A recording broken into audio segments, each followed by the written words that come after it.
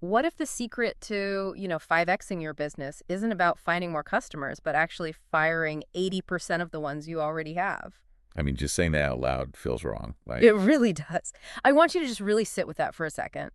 Imagine looking at your customer base right now, Yeah. like pulling up your CRM or your Stripe account and just intentionally severing ties with the vast majority of the people paying you. Which, to almost anyone listening, sounds like literal financial suicide. Exactly. But this exact mathematical reality completely silenced a room full of highly successful founders. Oh, this is that story about the software guys, right? Yeah, these are people running $10 million a year software companies.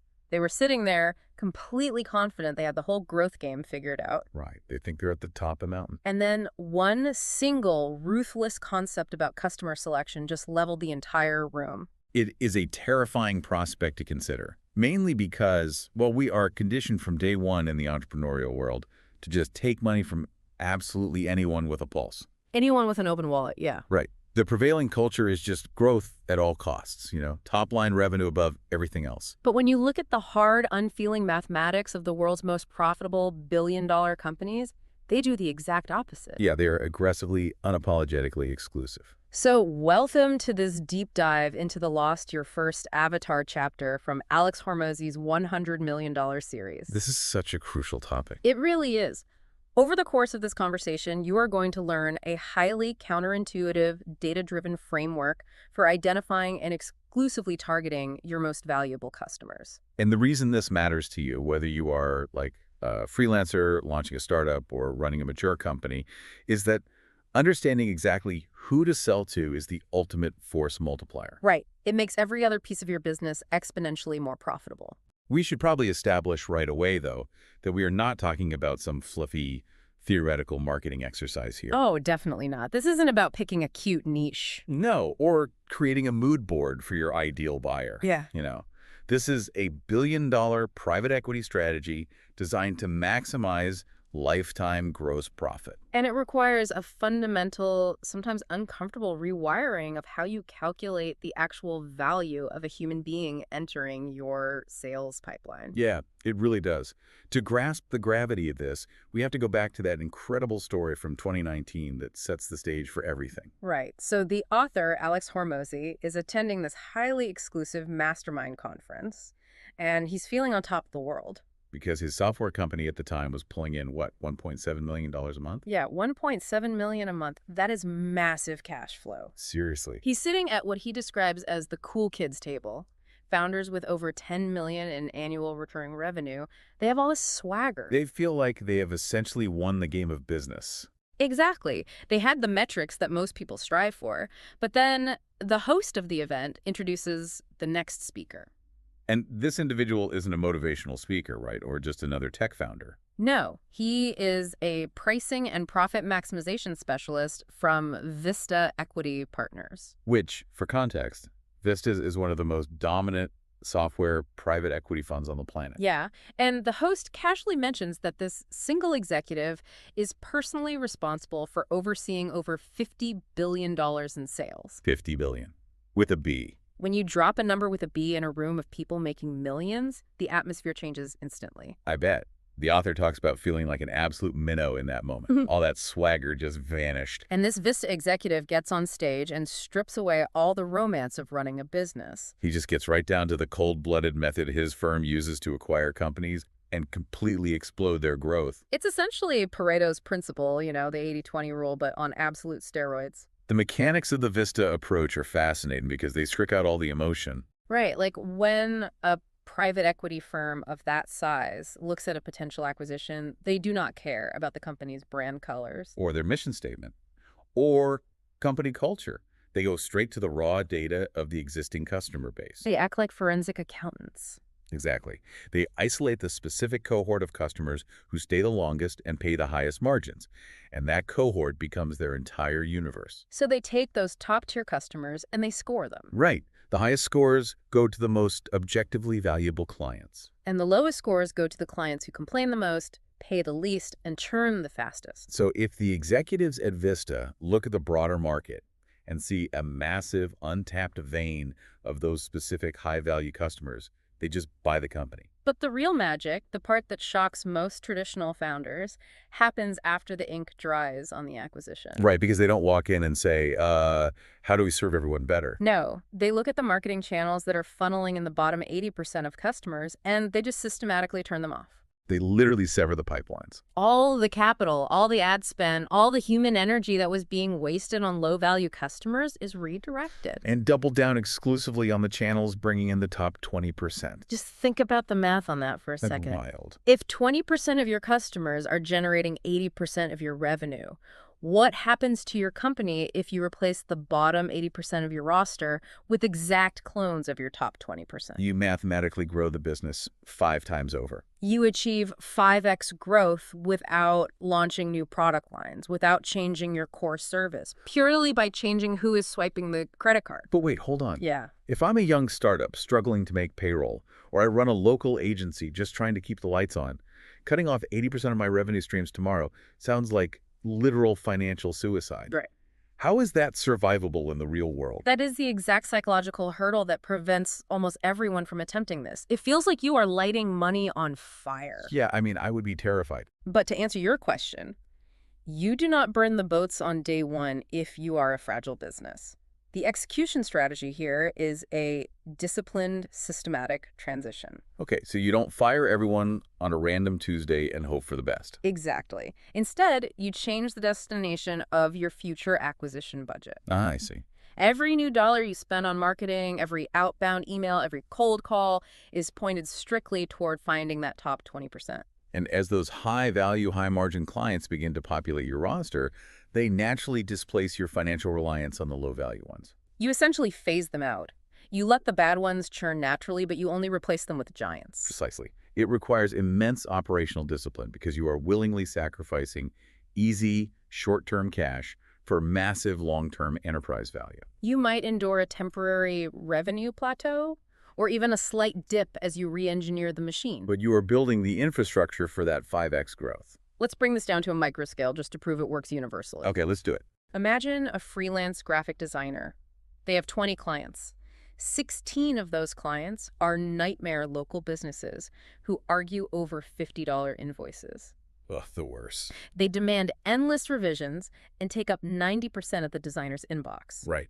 But 4 of those clients are mid-sized tech companies who pay $5,000 retainers on time every month and respect the designer's boundaries. So the Vista method says, stop going to local networking events to find more $50 clients. Exactly. Fire them as soon as you can afford to, and spend all your marketing energy infiltrating the networks where those tech companies hang out. It is a flawless application of the concept. And that local designer scenario highlights a profound shift in how we understand the value of labor. Which is the foundational realization you need to make this work, right? The core concept here is that you ultimately charge for who the client is, not who you are. I love this concept so much because it completely breaks your brain the first time you hear it. It really does. The idea is that profit comes from the premium you are able to charge, and your price is just a reflection of that premium. You don't necessarily charge more because you sweated harder or worked longer hours. You charge more because of the sheer scale of the customer receiving the work. The framework uses a brilliant example to illustrate this. Let's look at a specialized sales page designer. Okay. Their entire job is to tweak the layout, the copy, and the buttons on a website to make it convert visitors into buyers at a higher rate. So let's say this professional uses their expertise to improve a sales page conversion rate from 5% to 7%. A solid 2% bump. Okay, imagine Company A. Company A. This is a small bootstrapping business making $100,000 a month in total revenue. That 2% conversion bump adds $40,000 a month to their bottom line. Nice. If our designer charges a standard 10% performance fee on the new revenue, the designer walks away with $40,000 for the year. That's a great payday for a freelancer. But now, take Company B. Company B is a massive e-commerce brand doing $10 million a month. Oh, wow. The designer sits down at their laptop, applies the exact same wireframing skills, types the exact same keystrokes, and gets the exact same 2% bump. But because Company B's baseline is so massive, that 2% adds $4 million a month to their revenue. Yeah. And at that same 10% performance fee, the designer just made $4 million a year. When you really analyze those two scenarios side by side, It destroys the traditional hourly wage illusion. It obliterates it. It kills the idea that internal effort correlates directly to financial compensation. Because in both scenarios, the designer worked the exact same number of hours. The cognitive load was identical. But the value provided to the marketplace and the ultimate compensation the designer received was dictated entirely by the size, scale, and leverage of the client's business. You are not being compensated for the sweat on your brow. You're being compensated for the leverage your client possesses. Taking that further, it's like tuning an engine. Okay, I like engine analogies. If you're a mechanic and you spend 5 hours tuning up a beat-up neighborhood go-kart, maybe it goes 2 miles an hour faster. Right. The kid driving it is thrilled. Maybe the parents give you $50 for your time. Sure. But if you take those exact same mechanical skills, use the exact same wrenches, spend the exact same 5 hours, and you tune a Formula One car to go 2 miles an hour faster. You just won a multi-million-dollar Grand Prix. Exactly. The mechanic skill didn't change one bit. The wrenches didn't change. The vehicle did. The vehicle's leverage is the only variable that matters in that equation. The challenge, of course, is that Formula One clients don't just stumble into your neighborhood garage by accident. No, they definitely don't. If you want to find them, and more importantly, if you want them to trust you, you need a precise, calculated system to locate and attract them. You can't rely on guesswork.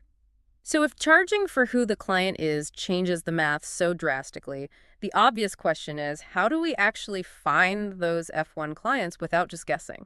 All right, how do we know what they even look like? Exactly. And that brings us to the core operating system of this entire strategy, which is the 4-step avatar installation process. This is where we move from theory into actual execution. Step 1 is surveying your existing customer base. Okay, survey.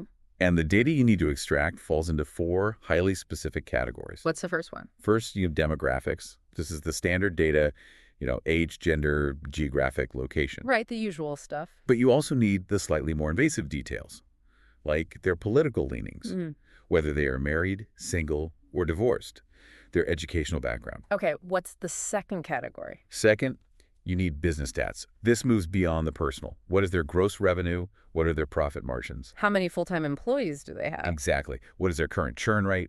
All of that. And the third category is aspirations, right? Yes. What was the ultimate shining goal they had in their head the moment they decided to swipe their credit card with you? Like, what is the dream state they are trying to achieve? Exactly. And fourth, and this is the big one, is the buying process. Oh, this part is fascinating. It really is. You need to know what was the specific trigger event that caused them to buy. How many pieces of your content did they consume? How long did they follow you before reaching out? I want to spend some time unpacking that fourth category, the buying process, because this is where the real behavioral gold is buried. It really is.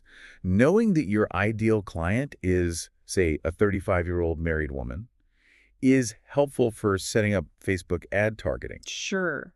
But knowing why she bought is revolutionary. Right. Was there a specific catalyst in her life? Did she just get passed over for a promotion? Did she just have her first child? Did she hit a revenue ceiling in her business that she couldn't break through for 6 months? Understanding the psychological journey and the specific trigger event that moved them from passive observer to active buyer gives you the power to recreate that exact scenario for future leads.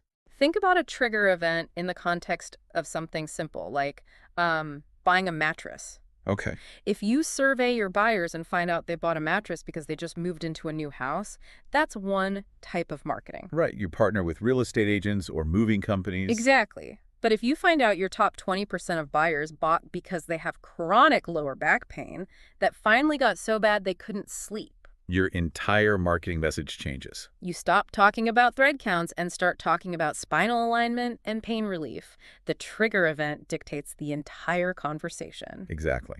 So once you have all that raw survey data, you move to step 2, which is sorting to find your biggest spenders. Okay, sorting the data. You take all the responses, put them in a massive spreadsheet, and you filter them based on 3 criteria. What are they? First, who do you actually enjoy working with? Like, who doesn't drain your team's energy? Well, crucial. Second, who spent the most total money with you? And third, who stayed the longest without churning? So you isolate that specific top 20% based on those 3 things. Yes, and for the purposes of this exercise, you completely ignore the other 80%. They no longer exist. Wow. Which leads right into step 3, finding the commonalities. Right. You have this refined list of your absolute best buyers. Now you have to act like a detective. You look at their survey data and you find the 3 to 5 specific qualifiers they all share in common. And Hormozi is incredibly blunt about this step. He explicitly says, thinking is hard. It is. Doing qualitative analysis, like staring at a spreadsheet of answers, trying to find hidden patterns, it feels like homework. It is tedious, and most of your competitors will simply refuse to do it. They will rely on their gut feeling or some generic industry report. But because they refuse to do the hard thinking, doing it yourself gives you an easy, permanent, and massive advantage in the marketplace. Qualitative analysis really is where you separate the amateurs from the professionals. You are looking for the intersections. Maybe you notice that 80% of your top buyers are divorced. Or maybe you notice that every single one of your highest paying clients had at least 3 employees before they hired you. Those aren't coincidences. Those are the parameters of your new avatar. And that brings us to step 4, execution. Right, taking action. You take those 3 to 5 hard qualifiers and you rewrite all of your marketing to speak exclusively to this new avatar. You change your ad copy, your landing pages, your sales scripts. You actively, intentionally repel bad customers by stating exactly who your product is not for. And you re-engineer your sales process to match exactly how those top-tier people prefer to buy. But let me stop you there, though, because as a consumer, I absolutely despise surveys. Oh, everyone does. We are bombarded with survey fatigue every time we buy a coffee or visit a website. Yeah. So if these top 20% clients are truly high-value, busy people, the F1 clients, how do we actually get them to sit down and fill out a hyper-detailed form about their company's profit margins and their personal divorce history? It is the most common roadblock people hit, and it requires a tactical approach.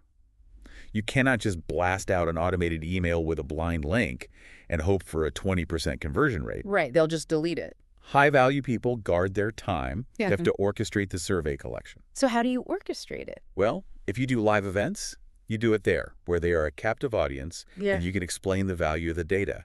Make it part of the experience. Exactly. If you do high-ticket consulting, you weave the questions naturally into a one-on-one onboarding or review call, so it feels like a diagnostic conversation rather than a pop quiz. Oh, that's smart. And if it absolutely must be digital, you have to bribe them with undeniable value. Like an ethical bribe. Yes. You ensure they get a massive, highly specific custom benefit for completing it, like a free audit, a specialized report, or an hour of your time. You have to trade value for data because this data is the blueprint for your entire future growth. Yeah. So the theory makes perfect sense. But I want to see how this actually operates in the wild when a company bets their entire revenue model on it. Oh, this leads us to the gym launch case study. Yes. This perfectly illustrates this idea of re-engineering the buying process based on survey data. For context, Gym Launch is a massive business that helps independent gym owners scale their operations, and they ran this exact 4-step process on their own database. And the granular details they uncovered during their avatar analysis are incredibly illuminating. When they isolated their top 20%, the gym owners who got the highest ROI, paid the most, and stayed the longest without complaining, they found a hyper-specific profile that cut through all their assumptions. Let's break down what they found. Demographically, the data showed their ideal buyers were right-leaning married males between the ages of 25 and 45, based in the United States. And their business stats weren't just, people who like fitness. Right, they were highly operational. The data showed these top clients already had a signed commercial lease for a physical location. They had at least one W-2 employee. They were already doing a minimum of $10,000 a month in baseline revenue, and they had an existing roster of 30-plus active clients. So they weren't beginners. They were operators looking to scale. And their aspirations were universally aligned. They wanted to build a $1 million facility, reduce their personal working hours, and eventually open multiple locations. And when Gym Launch looked at the specific trigger events, the buying reasons, these owners consistently reported feeling like they didn't have enough lead flow. They blamed their lack of growth on being in a quote-unquote bad market. And they were deeply frustrated by their inability to find and retain good employees. But the absolute goldmine, the most crucial discovery they made, was buried in the buying process data. This is the craziest part. When they looked at the behavioral journey of these dream clients, they found that 78% of them had consumed at least 2 pieces of long-form content before ever making a purchase. Just think about the magnitude of that insight. It's huge. Nearly 80% of the people who ended up being the most profitable, lowest maintenance clients had voluntarily spent significant time watching 40-minute YouTube videos, listening to podcasts, or reading extensive articles before they ever scheduled a sales call. And this specific behavioral insight is what triggers step 4B of the framework, which is re-engineering the sales process. Okay, how did they re-engineer it? Because Gym Launch now knew, fundamentally, that their best buyers were highly educated on their methodology before buying. They changed the architecture of their sales pipeline. They essentially engineered friction, right? Yes. They forced new inbound leads to consume 2 pieces of their greatest hits content before they were legally allowed to buy the program. Wait, they forced them? Yes, forced. Let's talk about the reality of a sales floor for a second. If a guy calls in, he's hyped up, he's got his corporate Amex in his hand, and he's ready to drop 10 grand today to solve his problems. But the CRM shows he hasn't watched the prerequisite YouTube videos. Are you seriously telling your sales reps to hit the brakes, refuse the credit card, and tell this hot lead, sorry, man, you have to go watch this 40-minute video first before I can take your money? I know. Isn't that risking a massive guaranteed deal? It violates every instinct a traditional salesperson has. It feels incredibly dangerous. Yeah. But the data dictates the behavior, and the data tells a very different story about that so-called guaranteed deal. What does the data say? The analysis shows that closing an uneducated lead, even one waving a credit card in your face, results in a low-value, high-churn nightmare down the line. Really? Just because they didn't watch a video? Why? Because if they haven't consumed the content, they don't actually understand your methodology. They buy based on a fleeting emotion or a misaligned expectation. And because they don't understand how your system works, they demand exponentially more customer service. You drain your fulfillment team. Exactly. They get frustrated when the results aren't magic, and they inevitably quit after 30 days, demanding a refund. Wow. So yes, you absolutely slow them down. You mandate the content consumption. You are providing what we call value in advance. This isn't a disguised sales pitch, though. No, it is foundational education designed to properly align their psychology and expectations with your specific solution. The friction isn't a glitch in your sales process. The friction is a required feature to ensure quality control. The Gym Launch sales team literally changed their daily behavior based on this. They had to. If they got an uneducated lead on the phone, they wouldn't pitch them. They would diagnose their specific problem, hand-select 2 or 3 pieces of long-form content perfectly tailored to that problem, and assign it as literal homework. Watch these, and we will talk tomorrow. It forces the prospect through the ideal psychological journey. They transition from a skeptical buyer to an educated disciple of your methodology. And if they refuse to do the homework? Great, you just filtered out a lazy client who never would have done the work required to succeed in your program anyway. Which perfectly illustrates the core philosophy of this entire approach, which is quality is infinitely greater than quantity. And the mathematical proof of this is the story of the 70x profit discrepancy. Oh, this part is wild. This is where we see the absolute devastation this strategy can inflict on competitors who are still playing the volume game. Yeah, the data highlights a competitor operating in the exact same fitness vertical as Gym Launch. And this competitor was actually closing the exact same number of total sales per month as Gym Launch. On paper, their top-line sales volume was identical. They look like peers. Yet when you looked at the actual bottom line, this competitor was making 70 times less profit. Wait, not 70% less. No, 70 times less net profit. How is that even mathematically possible? How can 2 companies sell the same amount of stuff and one makes millions while the other makes pennies? It goes back to the concept of the velvet rope. The competitor was playing the traditional game. They were accepting anyone with a pulse and a credit card. They stripped away all the friction from their funnel to keep their daily lead volume artificially high. They wanted the phones ringing nonstop. And by optimizing for pure volume, they invited chaos into their operational ecosystem. Exactly. When you accept unqualified buyers, you inherently experience massive customer churn. And churn, for anyone unfamiliar, is simply the rate at which customers cancel their subscriptions or stop buying from you. Right. When your churn rate is high, your customer acquisition costs skyrocket because you are on a permanent hamster wheel. You have to spend massive amounts of marketing dollars just to replace the people running out the back door just to keep your revenue flat. Furthermore, because their customer base was so wildly varied, ranging from guys who just bought a barbell for their garage to guys running massive commercial facilities, their product offering had to be watered down. To appease everyone, the advice became generic. And the market strictly dictates that generic advice commands a very low price tag. We have to look at the LTGP to really understand the damage here. LTGP. Right. RTGP stands for Lifetime Gross Profit.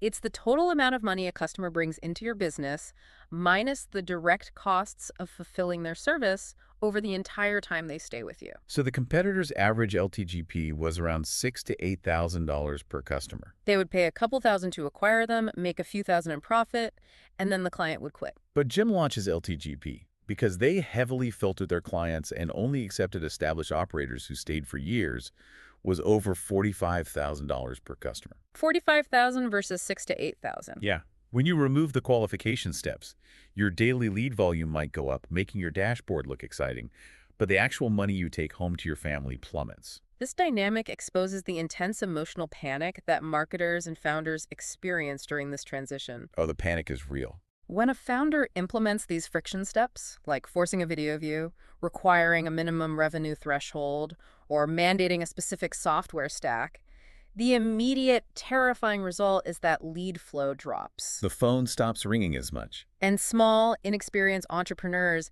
panic at this silence. They associate lead volume with business health. They think the business is dying, so they immediately rip out all the qualifications to get the volume back up. But volume, without qualification, is a pure vanity metric. It feeds the ego, but it starves the bank account. There's a quote from the source material that perfectly encapsulates this, and it's something every business owner should have framed on their wall. What is it? I would rather pay $5,000 to acquire $45,000 than pay $1,000 to acquire $5,000. Understanding that quote requires a holistic, mature view of business economics. You have to stop viewing your business as a machine that sells widgets and start viewing it as an entity that acquires cash-flowing assets. Imagine your current business structure. Keep your office rent, your software subscriptions, and your payroll exactly the same. Okay. But imagine that because you are only dealing with highly qualified, top-tier clients, you can charge 8 times your current price, and they stay 4 times as long. Your overhead hasn't changed, but your revenue has multiplied.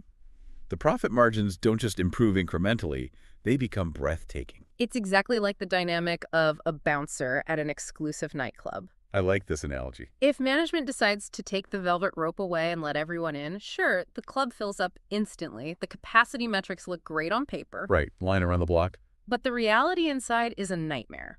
The people who rush in buy cheap well drinks, they start fights, they yell at the bartender, they require massive amounts of security, and they completely ruin the vibe for everyone else. So true.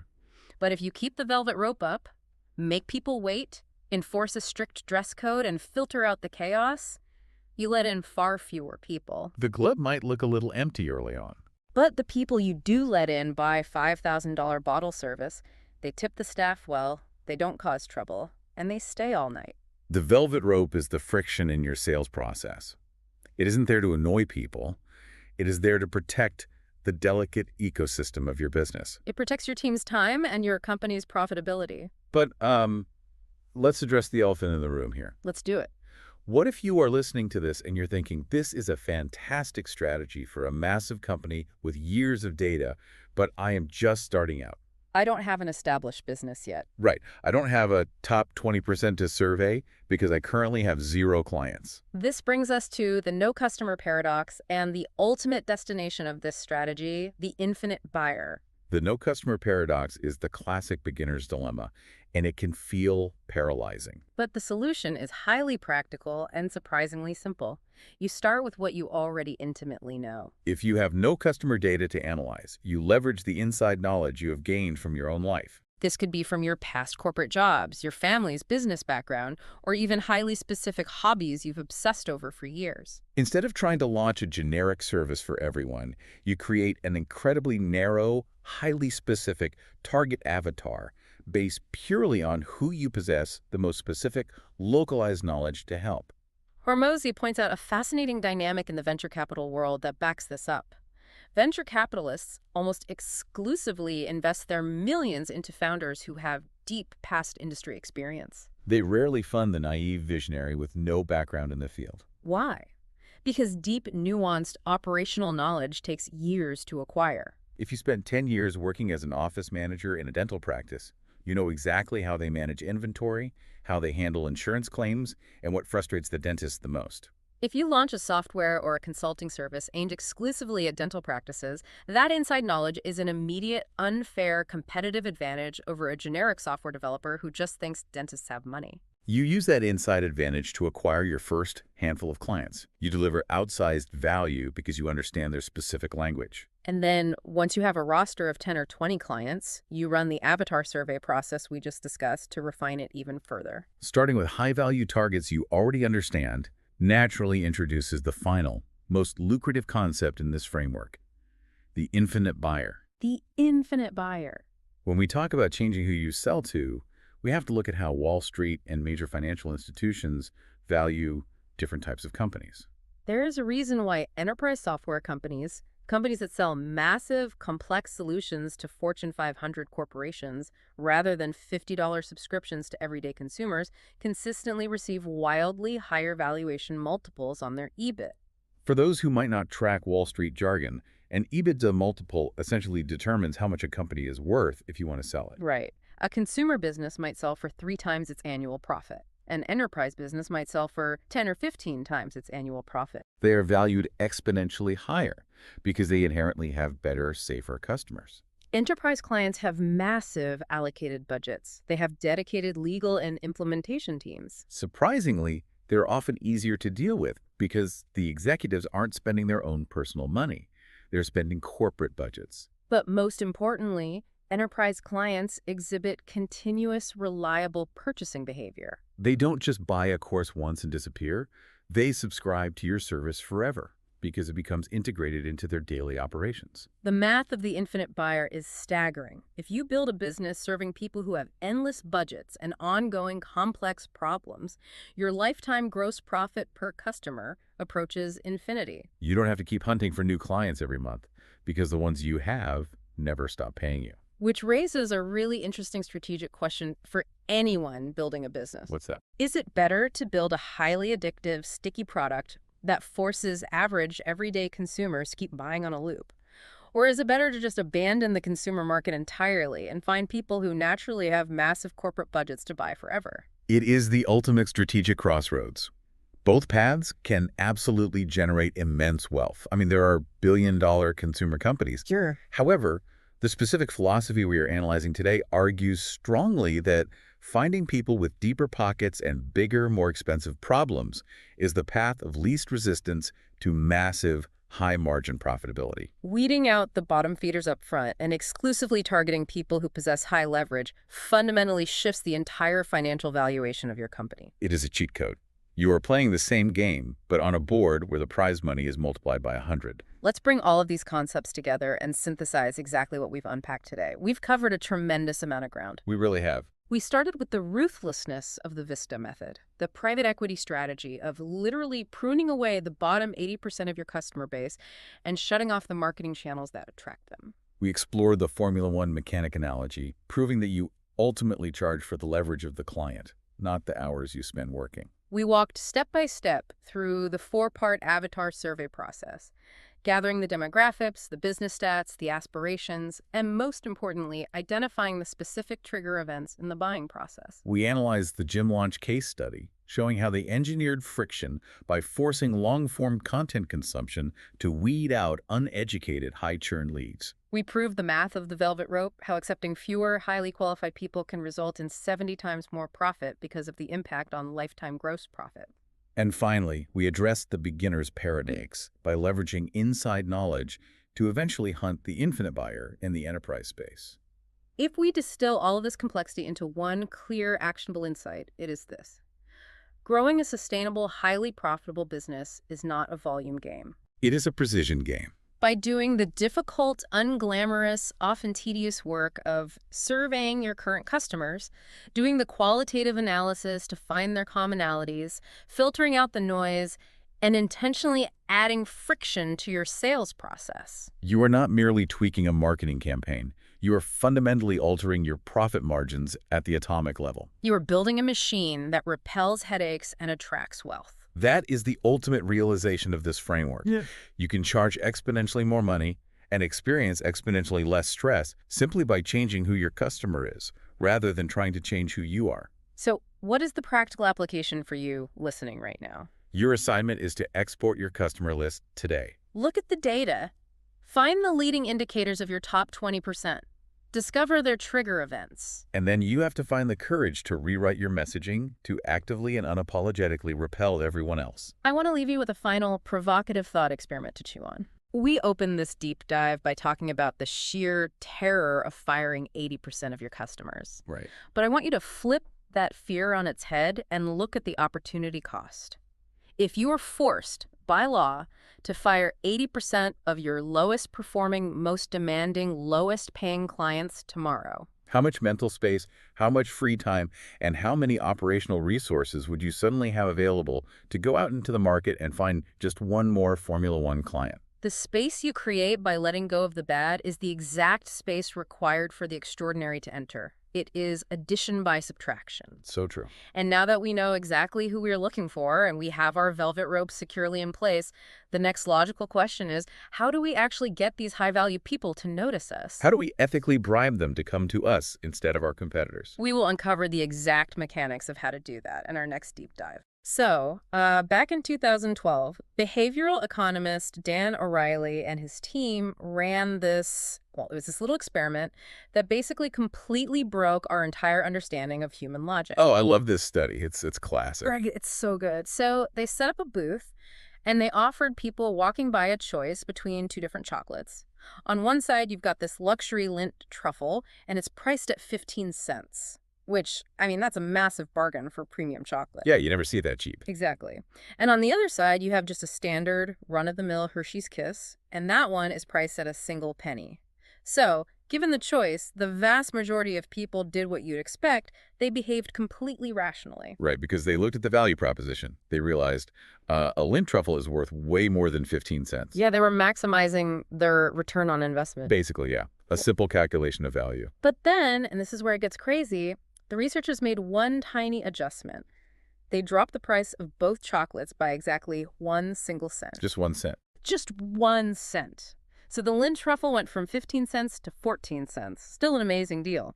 And the Hershey's Kiss went from 1 penny to free. Right.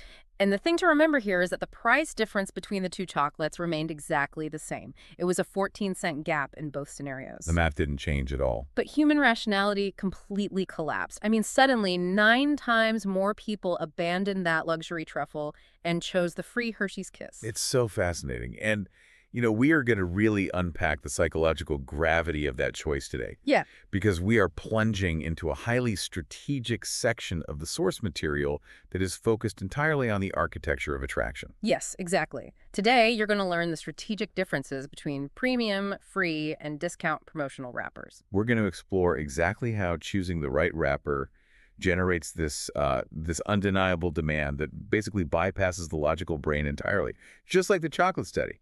And mastering this concept, I mean, it is an absolute necessity for anyone who wants to scale a business or launch a product, or honestly, just understand the hidden mechanics of modern entrepreneurship. Right, because whether you are an insanely curious beginner maybe you're just sketching out a business plan on a napkin right now, or you're a seasoned business owner looking to optimize your lead flow, this deep dive is going to reveal why we buy what we buy. We're looking at an unreleased chapter from a $100 million series, specifically pages 16 through 25. And our mission today is to figure out how you get potential customers to engage with you when normally they wouldn't even give you a second glance. And I love that the text starts with this incredibly gritty, real-world origin story, because it really grounds all the high-level theory we're about to get into. It really does. So let's set the scene for this origin story. Yeah, picture this. It's March of 2016. There is a 26-year-old entrepreneur standing backstage at this massive industry conference. A huge room. Thousands of seasoned business owners in the audience. thousands of them. And he's standing there wearing a neon green fitness t-shirt. I mean, he is sticking out like a sore thumb among all these polished professional speakers in their tailored suits. Oh, yeah. Totally out of place. And his presentation slides are completely bare bones, just black text on a white background, no fancy graphics. But when he walks out onto that stage, he does something, well, something highly unusual for these types of conferences. He doesn't hold anything back. Nothing. He talks about the one thing he knows inside and out, which is how he pre-sold his own gyms to full capacity before the doors even opened. And he did it without spending a single dollar of his own money on marketing. He just gives it all away. Right. He gives the audience the exact numbers, the specific process, the entire playbook, completely for free. He essentially open-sourced his entire competitive advantage live on stage in front of thousands of potential competitors. Yeah. Which is, I mean, most people would say that's professional suicide. Totally. But the immediate aftermath is wild. He finishes the talk, steps off the stage, and just tries to walk to the restroom. And he can't even get there. No, he gets completely mobbed. The text says it takes him 60 minutes to walk 30 feet because people are just swarming him. They're begging for a course, asking for coaching programs. Yeah, asking if he can fly out and do this exact thing at their specific gyms. I mean, he walked into that room as an absolute nobody. And he walked out a guru with a spreadsheet full of over 100 highly qualified, desperate leads. Which is the dream, right? Mhm. But conventional business wisdom says, okay, you have a hot list of leads, so you quickly throw together an informational PDF or a cheap video course, and you sell it to them for like $1,000. Right. You cash in on the hype immediately. Exactly. That is Yeah. the standard playbook. Right. But the pivot he makes here is what actually built his empire. Because he didn't do that. No, he didn't know how to build or sell an information course. He only knew how to sell physical services. Mm. So he created an offer that completely inverted the risk dynamic. What did he pitch them? He told these gym owners, I will fly out to your facility. I will spend my own money on marketing. I will work your leads. I will close the sales. I will give you the customers for free. And I'll even train your staff on how to fulfill the programs. Wait, All I ask is that I keep the cash I collect up front during the launch. let's just look at the mechanics of that offer for a second. Mm. He essentially offered to become their entire marketing department and their sales department Mm-hmm. and their financial backer. Yep. Taking on 100% of the upfront financial risk. And he's giving them the entire long-term lifetime value of those customers. Every single recurring dollar after that first month, yes. That isn't just an offer. That's a complete absolution of risk for the gym owner. Like, why would you ever say no to that? You wouldn't. It was an absurd proposition. Mm-hmm. But because it was inherently risk-free for the client, it was incredibly easy to sell. He spent the next 18 months flying around the country, executing this exact model for 33 different gyms. Wow, 33 gyms. Yeah. And that strategy, which was born out of a completely free exchange of information on a stage, is exactly how he made his first $1 million. Okay, hold on a second, though. If I'm listening to this right now and say I run a local consulting business or, I don't know, a dental practice or a software company, and you're telling me to give everything away, absorb all the financial risk, and basically work for free up front. Right. How does that not just destroy a small business? I mean, Oh. you're essentially telling people to build a charity. And that reaction right there, that is the primary hurdle most entrepreneurs face when they read this. It feels counterintuitive, Mm-hmm. but it misses the core philosophy extracted from this origin story. Which is what? The source material distills this into a 3-step mantra that basically dictates how you should enter any market. It goes like this. Generate flow. Mm-hmm. Monetize flow, then add friction. Generate flow, monetize flow, add friction. Okay, let's break that down for the listener. So when you are entering a new market or launching a new product, you have to realize that your biggest enemy is not your competition. It's not. No. Your biggest enemy is obscurity. Literally, no one knows who you are or why they should care about what you're selling. Right, you're just screaming into the void. Exactly. So, starting with something free or taking on all the risk generates undeniable demand. It creates that initial flow of attention. By bypassing the logical, cautious part of the brain, like we saw with the free chocolate, you create a massive surge of interest. So you're basically manufacturing a crowd out of thin air. You are manufacturing a crowd, yes. But you're also doing 3 highly selfish things for your own business at the same time. Okay, what's the first one? First, you are giving yourself wiggle room. If you're doing something brand new, your operational fulfillment is probably going to be pretty clunky, right? Oh, for sure. Things are going to break. When your service is free or completely risk-free, clients are so much more forgiving of a rough around the edges experience. That's true. You can't really complain about something you didn't pay for. Exactly.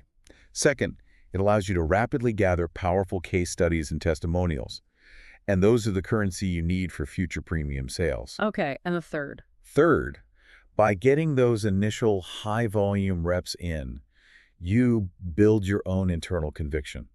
You prove to yourself that your product actually works in the real world. And that conviction is absolutely essential when you eventually pivot and start charging premium prices. But does this mean we're fundamentally changing the core of what we sell? Like, if I sell a $5,000 consulting package, do I have to permanently chop it up into a free charity service? No, not at all. And this is where the text introduces the fundamental concept of the wrapper. The wrapper. Okay, I love this analogy. It's brilliant. Think of your core service, your ultimate deliverable, as a gift. The gift is the physical box sitting on the table. Okay, the box. The promotion you use to attract a customer, whether that's free, discounted, or premium, is just the wrapping paper on the outside of the box. So the wrapper doesn't actually change the gift inside at all. You're just changing the presentation to manipulate how the person receiving it feels before they open it. Precisely. You can take a gorgeous diamond ring and hand it to someone in a crumpled, stained plastic grocery bag. Oh, gross. Right. Or you can take that exact same diamond ring and place it inside a heavy velvet-lined Tiffany box with a perfectly tied white ribbon. It's the exact same ring. The physical carbon structure of the diamond, the actual deliverable inside, is identical in both scenarios. But the wrapper entirely dictates the perceived value, the anticipation, and the willingness of a cold audience to even engage with it. I really love that analogy because if you hand someone a grocery bag, they're skeptical. They might even be a little repulsed. They don't want to reach inside. Right. But if you hand them the velvet box, they are already sold before they even see the ring. They're excited. Exactly. So the entire discussion today isn't about altering your product. It's about intimately understanding your customer's current state of mind and wrapping your solution in the exact paper they find most appealing to open. Okay, so let's systematically tear through the 3 types of wrapping paper outlined in the text. I want to start at the absolute top end of the spectrum. Let's examine premium promotions. The velvet box. Yes, the velvet box. What happens to buyer psychology when you wrap your offer in the most expensive paper legally possible? The text shares a really wild story about a $50,000 burger to illustrate this. It's a staggering figure. Yeah. And it immediately causes the average person's brain to short circuit, which is exactly why it perfectly illustrates the psychology of premium pricing. So the story goes like this. The author, at a younger age, is working at a smoothie shop, and he's making roughly $6.75 an hour. Minimum wage stuff. Yeah. And a coworker shows him a magazine article about a Wall Street hedge fund manager who purchased a burger topped with edible gold flakes and exotic caviar. Naturally. And the price tag on this burger was $50,000. Unbelievable. The author's immediate reaction is just visceral disgust and confusion. He's like, that is insane. Who on earth would do that? But that reaction is based entirely on his own anchor of wealth. You have to analyze the relativity of wealth here. Right. Let's do the math on that relativity. So if that hedge fund manager is making $50 million a year, and we assume a standard working year of roughly 2,000 hours. That manager is earning $25,000 every single hour. Every hour, Yeah. which means that dropping $50,000 on a gold flake burger cost him exactly 2 hours of his working time. 2 hours. And for the author, working at the smoothie shop, making $6.75 an hour, buying a completely average $13.50 burger and fries combo next door? That also costs exactly 2 hours of his working time. Exactly 2 hours. So to the hedge fund manager, buying the $50,000 burger wasn't this insane world-altering sacrifice of capital. No, proportionally and emotionally. It was the exact same sacrifice of time as the minimum wage worker buying fast food. That is wild to think about. It really is. And it illustrates a foundational law of economics and pricing strategy that most business owners completely ignore out of fear. Which is? There is no cap on the upside. You can only lower a price down to absolute zero. But you can raise a price infinitely higher, provided you are targeting the right demographic with a value proposition that matches their relativity of wealth. Okay, that explains the psychology of how someone can afford it without flinching. But looking at it from the business side, Why would a restaurant want to sell one $50,000 burger instead of a million normal burgers? Or, to bring it to our listeners, why would you want to sell one $10,000 coaching package instead of $100 packages? It all comes down to the math of infinite returns and operational leverage. Let's model this out for a second. Okay, let's hear it. Imagine you have two competing businesses. Business A uses standard pricing. They sell package for $100, and after fulfilling the service, their net profit is $50 per customer. Okay. Business A, 50 bucks profit per head. Right. Now, Business B uses premium pricing. They sell a comprehensive package for $10,000, and their net profit is $9,500 per customer. Wow, okay, 50 bucks profit versus 9,500 bucks profit. So for Business A to make the exact same total profit as Business B, Business A has to hunt down, market to, pitch, close, and onboard 190 individual human beings. 190 sales. Yep. 190 sales at $50 profit equals $9,500. Business B only has to convince one single person to say yes. But the immediate objection from anyone listening right now is going to be, it is exponentially harder to find that one person willing to drop 10 grand than it is to find a bunch of people willing to drop 100 bucks. I mean, that's just common sense, right? That is the assumption, yes. Yeah. But practically speaking, the math of paid advertising and market capture makes hunting for the premium buyer vastly more profitable. Because imagine if you took the exact same audience, those 190 people that Business A just sold to, and instead you pitched every single one of them the $10,000 premium offer. Okay. Most of them are going to run away. The vast majority will say no. Let's say your close rate is a meager 5%, meaning 95% of the audience completely rejects you. Right. 5% of 190 people is 9.5 sales. Okay, let's round down to be conservative. Let's say you close 9 sales out of that group. 9 sales at $9,500 profit is... Wait, let me calculate that. 9 times 9,500. That's $85,500. Exactly. You made over $85,000 pitching the premium offer to the exact same room of people that would have only yielded $9,500 if you pitched the cheap offer. That's almost 10 times more profitable. It's roughly 9 times more profitable, yeah. You are making your advertising dollars, your time, and your energy work almost 10 times harder for you, even though the overall volume of actual buyers is drastically lower. So, hearing this, the logical conclusion is that everyone listening should just pause this deep dive right now, log into their website, delete all their cheap services, and slap a $10,000 price tag on everything they do. Just switch to premium wrapping paper permanently. Absolutely not. No. No, and the source text issues a massive warning about this. If you lose everything and have to start a business from scratch tomorrow, you do not start with a premium wrapper. Why not? Premium is a specialized tool. It has distinct pros, but it also has brutal cons that you really have to navigate. Okay, let's map those out. Let's start with the pros. Why is premium great, aside from the obvious massive profit margins we just talked about? The first major pro is that it involves the simplest math and the fewest moving parts. What do you mean by that? When you only sell one core, highly expensive thing, your business model becomes incredibly clean. You pay a certain amount to acquire leads, you close a small percentage of them at a high price point, and you look at your profit.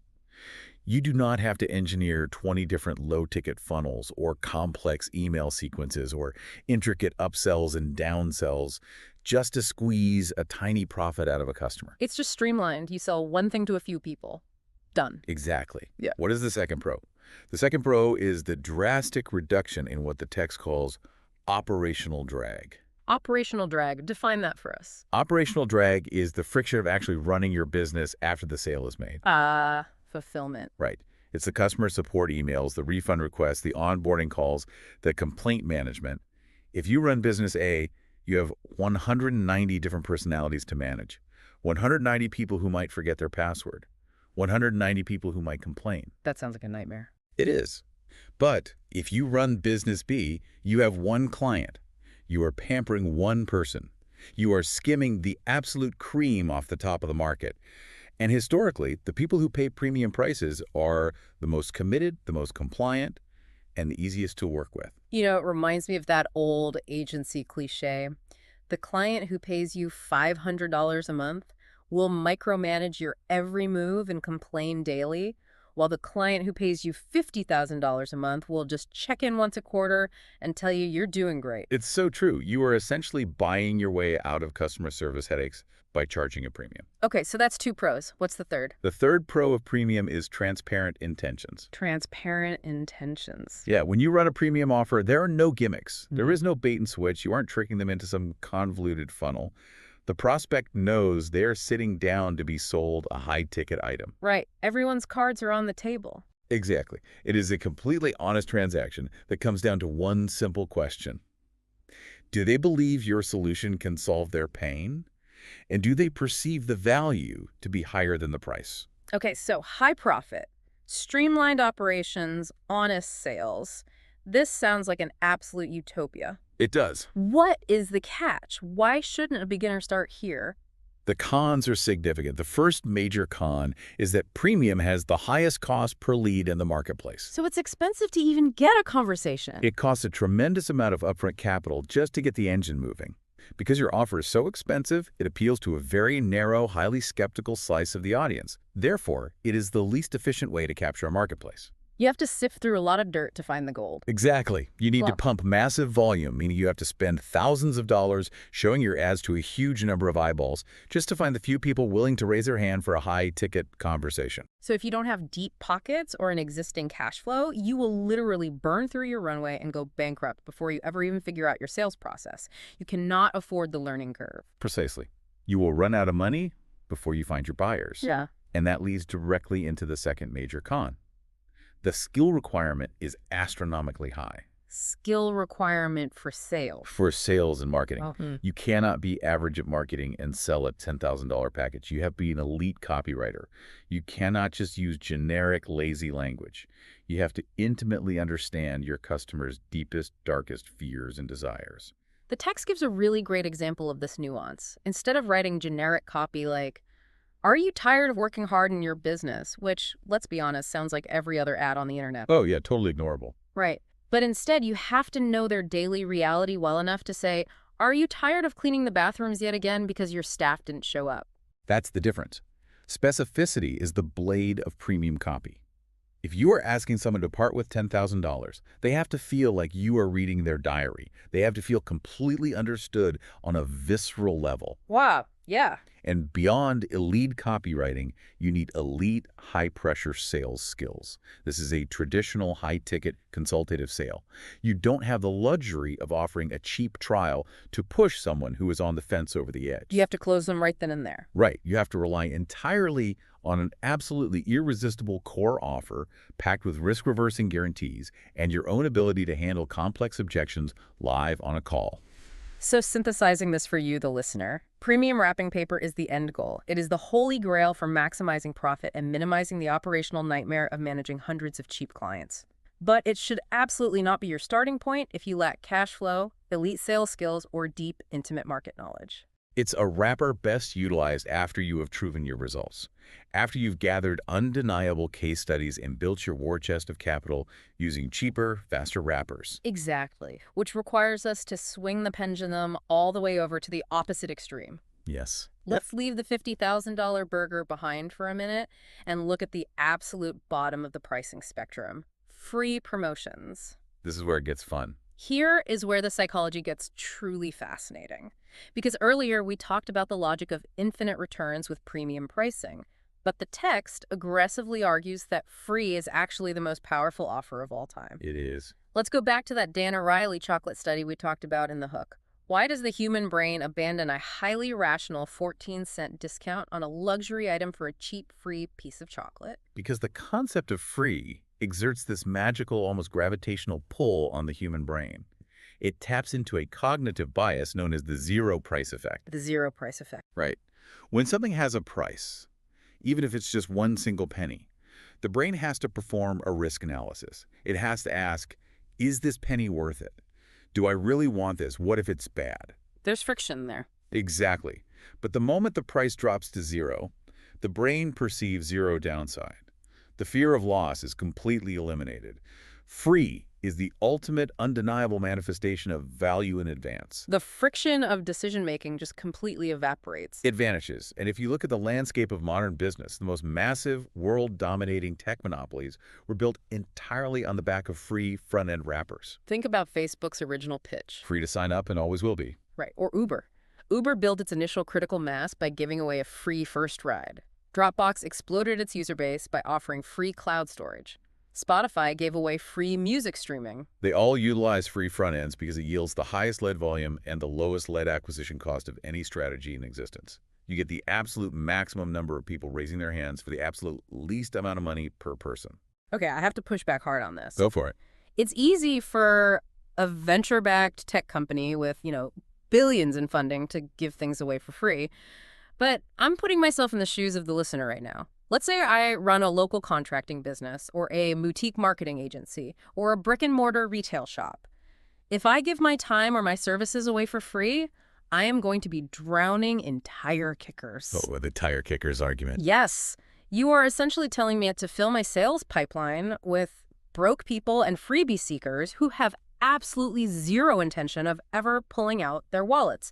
How does that not bankrupt a small business? It is the single most common fear regarding the free wrapper. And I love that you brought it up because the text completely dismantles it using hard empirical data. It's a pervasive myth. Really? A myth, yes. The author ran extensive split tests across 40 different industries. 40. 40, ranging from local gyms to B2B consulting to medical practices. They actively tested heavily promoted free offers against high-ticket premium offers. And the data revealed something that completely shocks most business owners. Okay, what did they find? They found that the closing percentage, meaning the percentage of leads who eventually pulled out their credit card and bought the expensive core offer on the back end, was exactly the same for the free leads as it was for the premium leads. Wait, hold on. The exact same percentage. Exactly the same. You're saying a lead that came in looking for a freebie converted to a high-ticket buyer at the exact same rate as a lead that clicked on an ad for a $10,000 service. I find that really hard to believe. It's true. Provided the sales environment and the back-end funnel were identical, being a non-free lead offered absolutely zero advantage in close rates or average ticket size over a free lead. So they bought just as much, just as often. Yes. The psychological intent shifted the moment they experienced the value of the free thing. But here is the massive game-changing difference between the two groups. What's that? The free leads cost 5 times less to acquire. 5 times less. Okay, let's map out that math so the listener can visualize it. Let's say you have a marketing budget of $1,000. You spend that $1,000 on ads for a premium offer. Because it's a high-friction ad, you only get 200 leads. Okay, 200 leads. Let's assume you have a fantastic targeting setup, and 80% of them are highly qualified.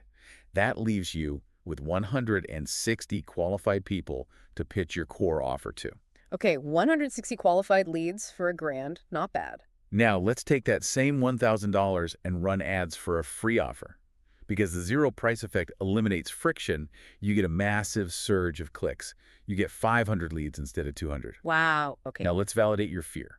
Let's assume the lead quality is terrible and a full 50% of them are broke tire kickers who just want a freebie and will never buy. Which is the nightmare scenario. Right. But even if half the list is garbage, you still have 250 qualified leads left over. Oh, I see. And 250 qualified leads is vastly superior to 160 qualified leads for the exact same ad spend. Exactly. The sheer volume of the free wrapper completely overwhelms the lower quality rate. The math heavily favors free. The math is undeniable. However, and this is a big however, your objection about drowning in tire kickers is still a valid operational concern because the double-edged sword of free is that massive volume is amazing for your pipeline until it completely crushes your infrastructure. Right, the operational drag comes back. Yeah. If you are a solo consultant getting 500 leads a week, that is 500 phone calls you have to make, 500 emails to sort through. It will break your business. It absolutely will. So we are back to the operational drag problem. How do you survive the flood? The text provides the perfect antidote to too much volume. The solution is friction. Friction, meaning intentionally designing your system to make it difficult for people to actually claim the free thing. Exactly. You use the word free in your marketing to cast the widest, cheapest net possible into the market. It gets their attention. But then, before they ever reach your calendar or your sales team, you introduce intentional friction points. You build a dam on the river. You build a dam, you skim the cream off the top, systematically weeding out the lazy, uncommitted people so that only the highly motivated ones make it through to you. The text outlines 5 specific friction levers you can pull to perfectly balance the raw quantity of leads with the high quality you need. Let's deep dive into these 5 friction levers, because this is the tactical gold for anyone terrified of freebie seekers. Absolutely. Let's start with lever number 1, increased qualifications. How do you implement this? Increased qualifications means explicitly stating who the offer is for, and more importantly, who it is not for right in the advertising copy or at the very top of the landing page. Like putting up a velvet rope outside a club. Exactly like that. For example, instead of just running an ad that says free home valuation, which literally every homeowner on the internet will click, Right. you say, to take advantage of this free home valuation, you must be over 25 years old, currently employed, and a homeowner in this specific zip code. You are actively telling people to go away if they don't meet your criteria, which honestly, it seems counterintuitive to tell people not to click your ad. It decreases your total volume of clicks, yes, but it drastically increases the quality of the people who do click through because they have self-selected. They read the criteria, realize they fit the mold, and they feel a sense of exclusivity. It's the psychology of the velvet rope. People inherently desire what they have to qualify for. Exactly. Okay. Lever number 2, increased information requirement. This lever is pulled at the exact moment they try to claim the offer. On the opt-in form. Right. The standard low-friction way to capture a lead is asking for a first name and an email address. That takes 2 seconds. Anyone will do it. To increase friction, you demand heavy, sensitive information. Like what? Instead of a simple form, you make them fill out a comprehensive 20-question application. You mandate that they provide their personal cell phone number. Yeah. You ask for their current income bracket. You ask open-ended long-form questions that require them to actually type out a thoughtful paragraph-long response instead of just clicking a multiple-choice bubble. You are basically testing their cognitive endurance, because if someone is just a lazy freebie seeker browsing the internet at 2 a.m., they are going to look at a 20-question form and abandon it by question 3. It's just too much work. Exactly. They bounce. But if they are genuinely in pain and they deeply need the solution you are offering, they will sit there and take the 10 minutes to fill it out. So the heavier the ask, the higher the friction, the higher the intent of the lead. Precisely. You want the lazy people to quit. Right. Now, lever number 3 is very similar. Increased steps. Increased steps. So this is about the physical user interface and the architecture of the funnel itself. Right. If you have a one-step opt-in where they enter an email and immediately get the free thing, you get maximum volume.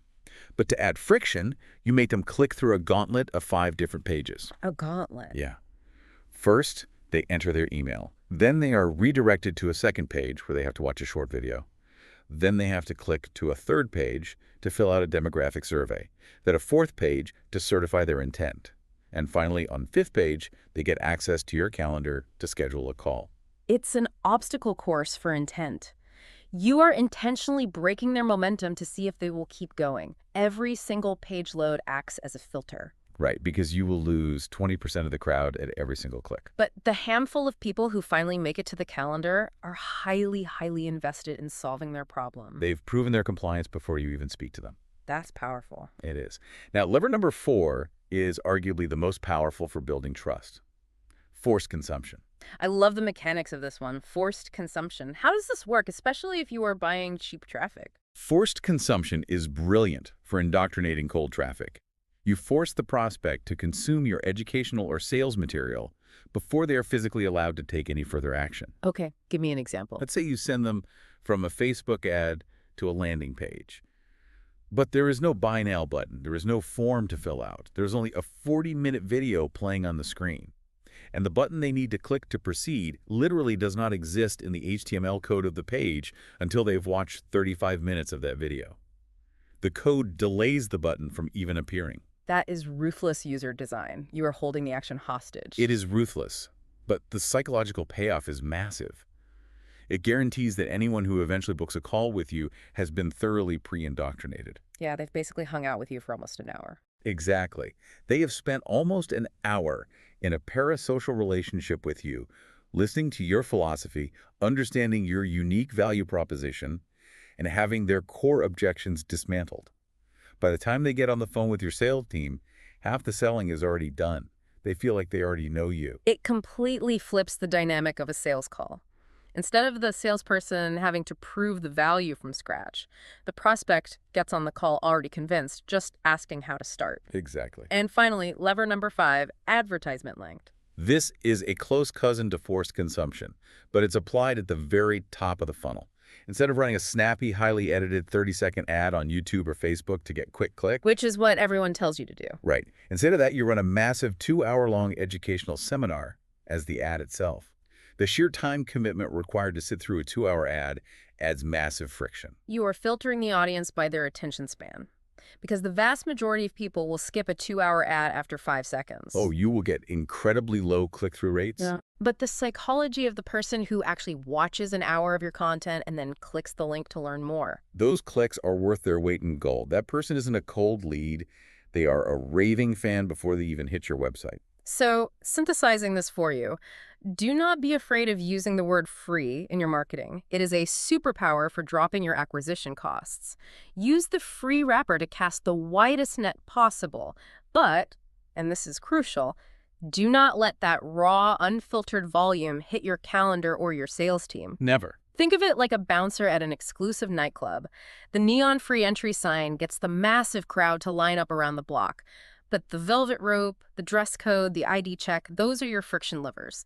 You dial in those qualifications, information requirements, steps, force consumption, and ad length to act as the bouncer. Filtering that massive flow. Yes, filtering it until you achieve a perfectly manageable stream of highly qualified, pre-sold VIP leads walking through the front door. That is a perfect encapsulation. The wrapper creates the flow, the friction creates the quality. Okay, so we have covered the extreme high-end wrapper, the $50,000 burger of premium, and we have covered the extreme low-end wrapper, the irresistible gravity of free. Let's move into the nuanced middle ground, discount promotions. But before we discuss how to use them, we really need to define what the text actually means by a discount, because there's a very strict rule applied here. Yes, this is a crucial distinction. The text states unequivocally that marginal discounts, like offering 5% off, 10% off, or even 25% off, are basically useless as a mechanism for client acquisition. Completely useless. Because a 10% discount does not alter human behavior. If someone was not planning to buy your service today, a 10% spring sale email is not going to make them suddenly jump off the couch, run to their computer, and pull out their credit card. The cognitive discrepancy just isn't large enough to trigger urgency. Exactly. All a 10% discount does is eat into your profit margins by giving a deal to the people who are probably going to buy from you anyway. Right. It's a margin killer, not an acquisition tool. So when we talk about the discount wrapper, we are not talking about modest holiday sales. We are talking about massive, jarring, 50% plus discounts. The kind of discount that creates a perceived value discrepancy so massive that it practically forces the rational brain to act out of fear of missing out. Yes. You are trying to turn a casual want into an urgent have-to-have. And the text uses a very practical lemonade stand analogy to detail the 4 specific ways you can visually display a massive discount to a consumer. And this is important because the math behind the discount might be exactly the same, but how you frame it visually changes how the human brain processes the value. Let's walk through the lemonade stand. Let's say your ultimate premium lemonade package normally costs $210. You want to run a massive promotion and discount it all the way down to $29 for new clients. That is an enormous price drop. Right. How do we visually display that to maximize the psychological impact? Method 1 is percentage off. In your marketing, you advertise. New client special, 87% off your first visit. 87%. The focal point here is the number 87. It is a huge number. It commands immediate attention. It feels like an absolute steal, like a loophole in the system that they need to exploit. Method 2 is absolute amount off. Here, you flip the script and advertise. $181 off your first week. Again, you are anchoring their brain to a massive number 181. Why would you use absolute amount off instead of a percentage? Like, when is that better? Because humans are inherently lazy at math. Cognitive load is a form of friction. If I tell you a complex package is 37% off, your brain has to stop, estimate the original price, and calculate the savings. It requires effort. That's true. If I simply say $181 off, the value is instantaneous and concrete. You bypass the cognitive friction of calculation. This method works particularly well if the original price of the service isn't inherently obvious to the consumer, so you anchor them heavily to the massive savings amount. That makes total sense. Method 3 is relative equivalent off. This one is fascinating because it abandons numbers almost entirely. Right. Instead of relying on math, you frame the cost, or the savings, in terms of a lifestyle metric the prospect already understands and values. You mean an example? You can frame it negatively, focusing on what they save. Get a week of our ultimate lemonade and save the cost of a luxury steak dinner. Okay. Or you can frame it positively, focusing on how trivial the cost is.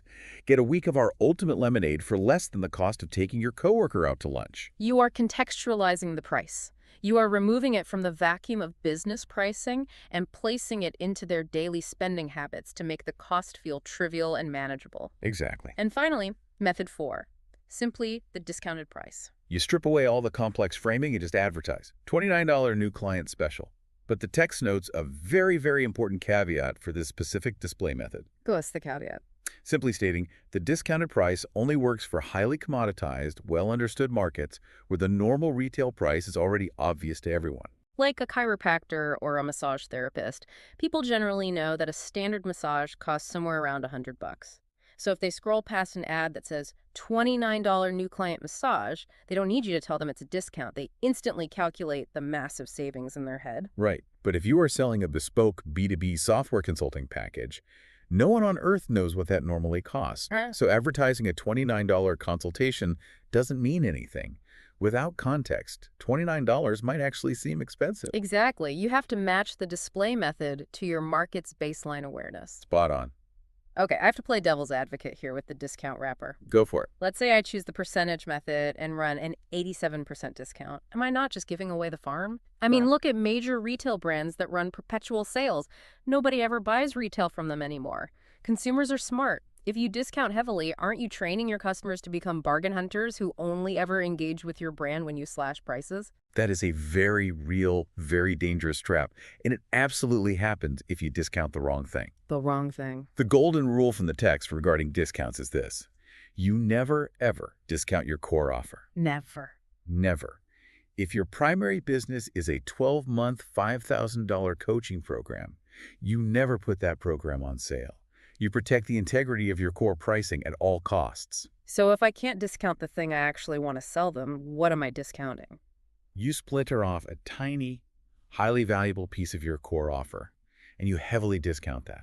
You offer a deeply discounted initial strategy consultation or a heavily discounted technical audit or a discounted first week of a recurring service. Ah, okay. You are giving away a tiny sliver of value, not the entire farm, because the ultimate goal of the discount wrapper is not to make a profit on that $29 transaction. Right. You aren't trying to build a multi-million-dollar empire on $29 sales. That would require millions of customers. So what is the actual strategic purpose of the massive discount? The greatest benefit of the discount wrapper is that it sets up what the text refers to as the two-step sale. The two-step sale. This is where the psychology gets really deep. Let's map out the mechanics of this. By charging a small, highly discounted fee up front, say $29 for an initial consultation, you accomplish two monumental things for your sales process. First, you almost entirely eliminate the problem of no-shows. Because they paid for it. Right. If someone signs up for a completely free consultation, the perceived value is zero. If they get busy or tired, they will just skip the meeting without a second thought. But if they pay $29 for that same consultation, human psychology, specifically loss aversion, dictates that they will show up. They don't want to lose their $29. People show up for what they pay for. Okay, so the small fee secures their physical presence. It guarantees you get the at-bat. What is the second more important thing it accomplishes? You get their credit card on file, entered securely into your payment processor before you ever meet them in person or deliver the pitch for your core offer. And this right here is the psychological magic of the discount wrapper. Because think about the traditional sales environment. You sit down with the prospect, you deliver an incredible hour-long presentation, you build immense value, and then you pitch your $3,000 core offer.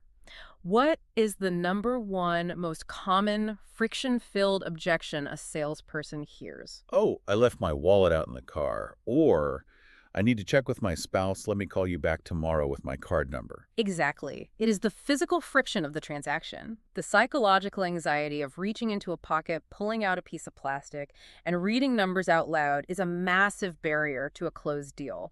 It gives them a moment to second-guess everything. But in the two-step sale, the dynamic is completely altered. They show up for the discounted $29 item.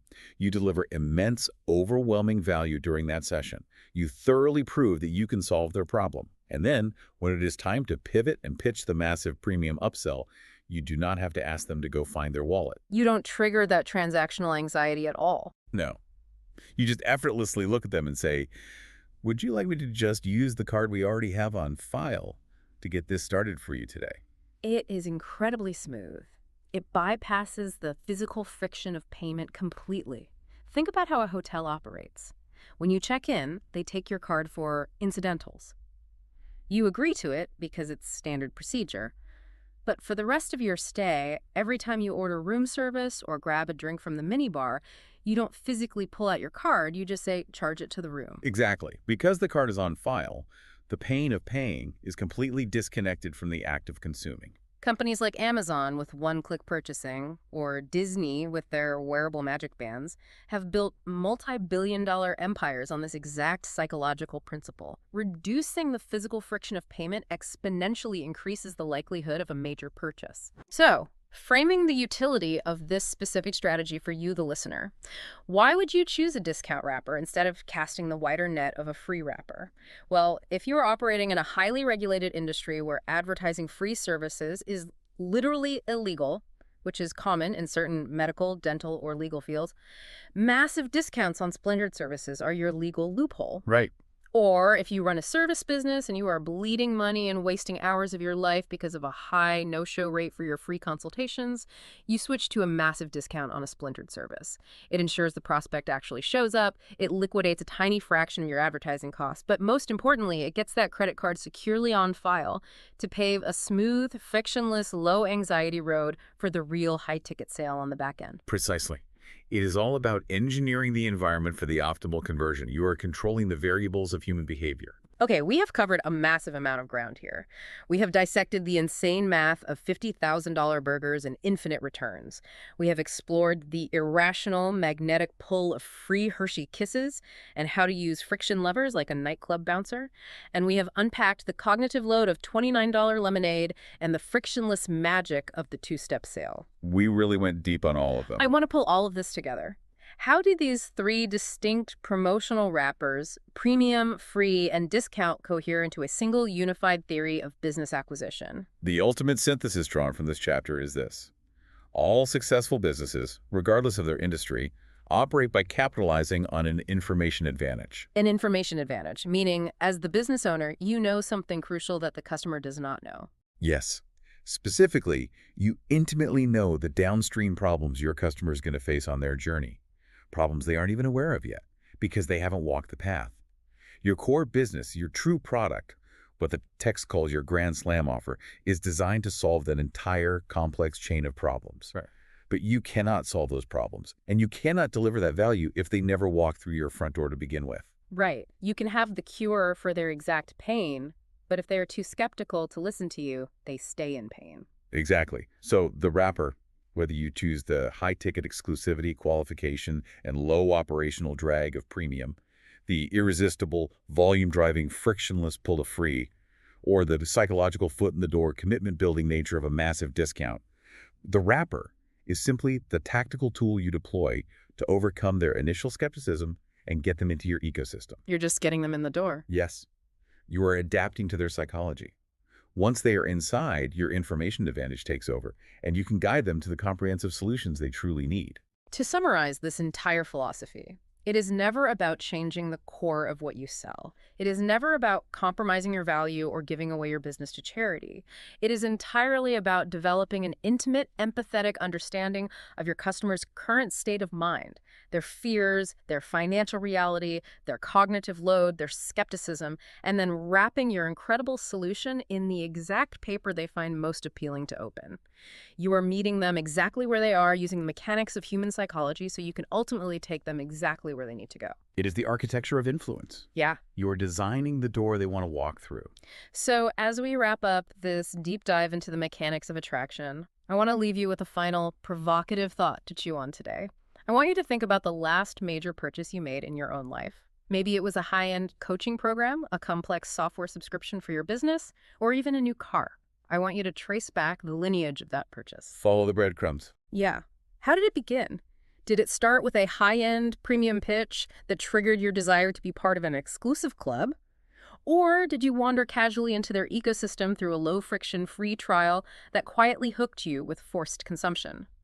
Or perhaps it was a massive discount on an introductory offer that seamlessly got your credit card on file before you even realized you were being sold to. If you look closely at your own buying habits, you might realize that you have been walking through these exact psychological architectures your entire life without ever noticing the blueprints.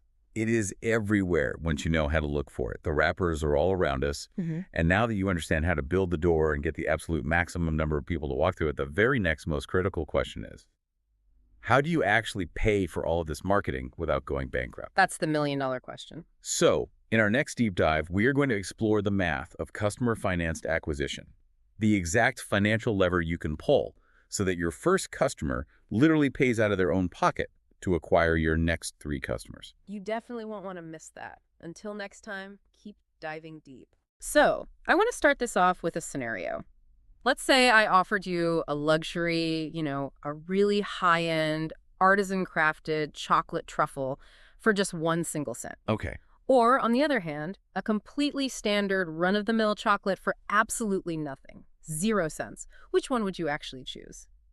Well, purely logically speaking, the luxury chocolate for a penny is objectively the better deal. Right. Because you are getting this massive reduction in price for a super high-quality item, whereas the standard chocolate is just, it's just standard. Yeah. The rational economic choice is obviously to hand over the penny. Right, exactly.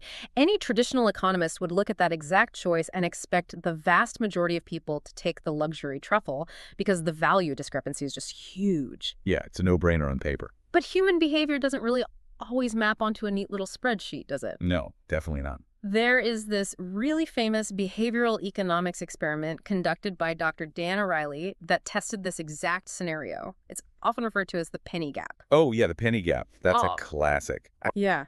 So he set up this booth and offered people a premium Lindt truffle for 15 cents or a Hershey's Kiss for 1 cent. And in that scenario, the majority chose the Lindt. Because they recognize the value. 15 cents for a Lindt truffle is great. Exactly. They saw the value. But then he did something really interesting. He dropped the price of both chocolates by exactly 1 cent. So the Lindt became 14 cents and the Hershey's Kiss became completely free. And that single cent shift completely inverted the consumer behavior, didn't it? Completely.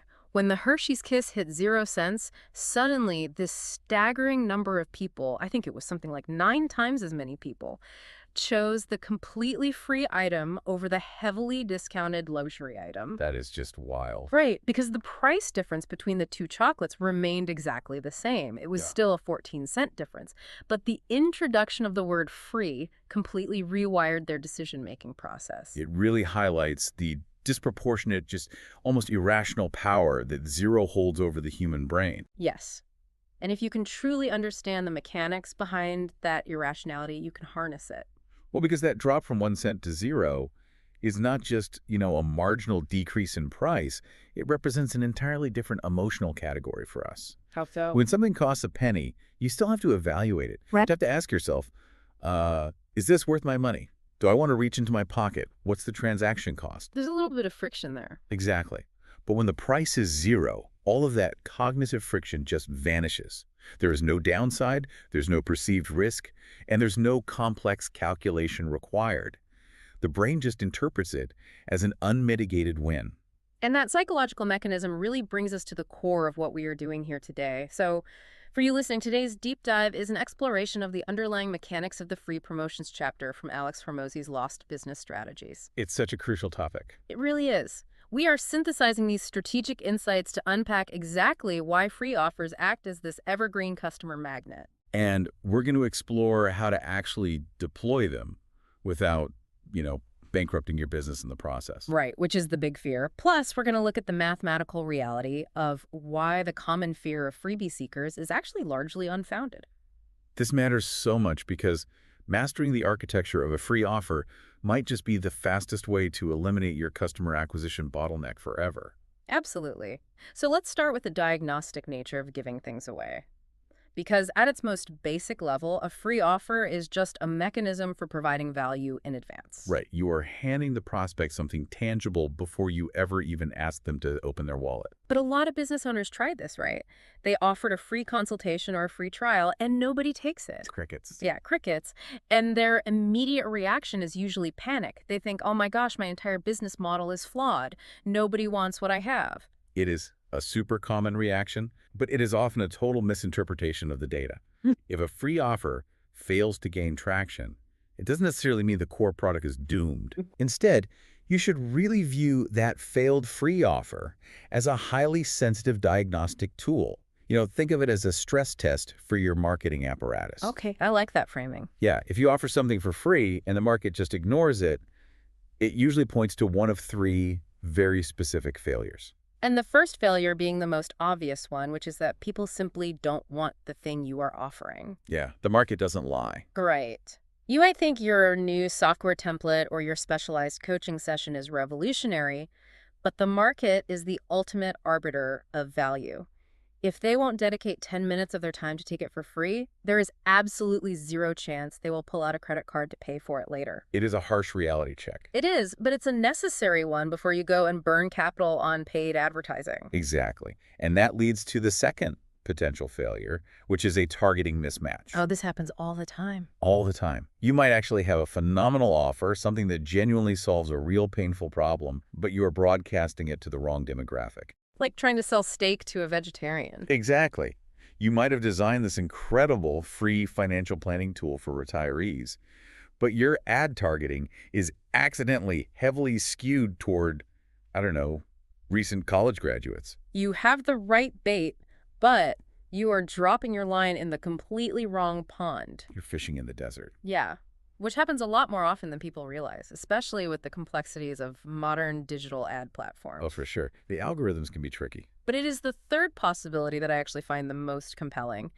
And I think it's the one that seems to blindside entrepreneurs the most. The believability issue. Yes. The failure isn't the product, and it isn't the audience. It's the believability.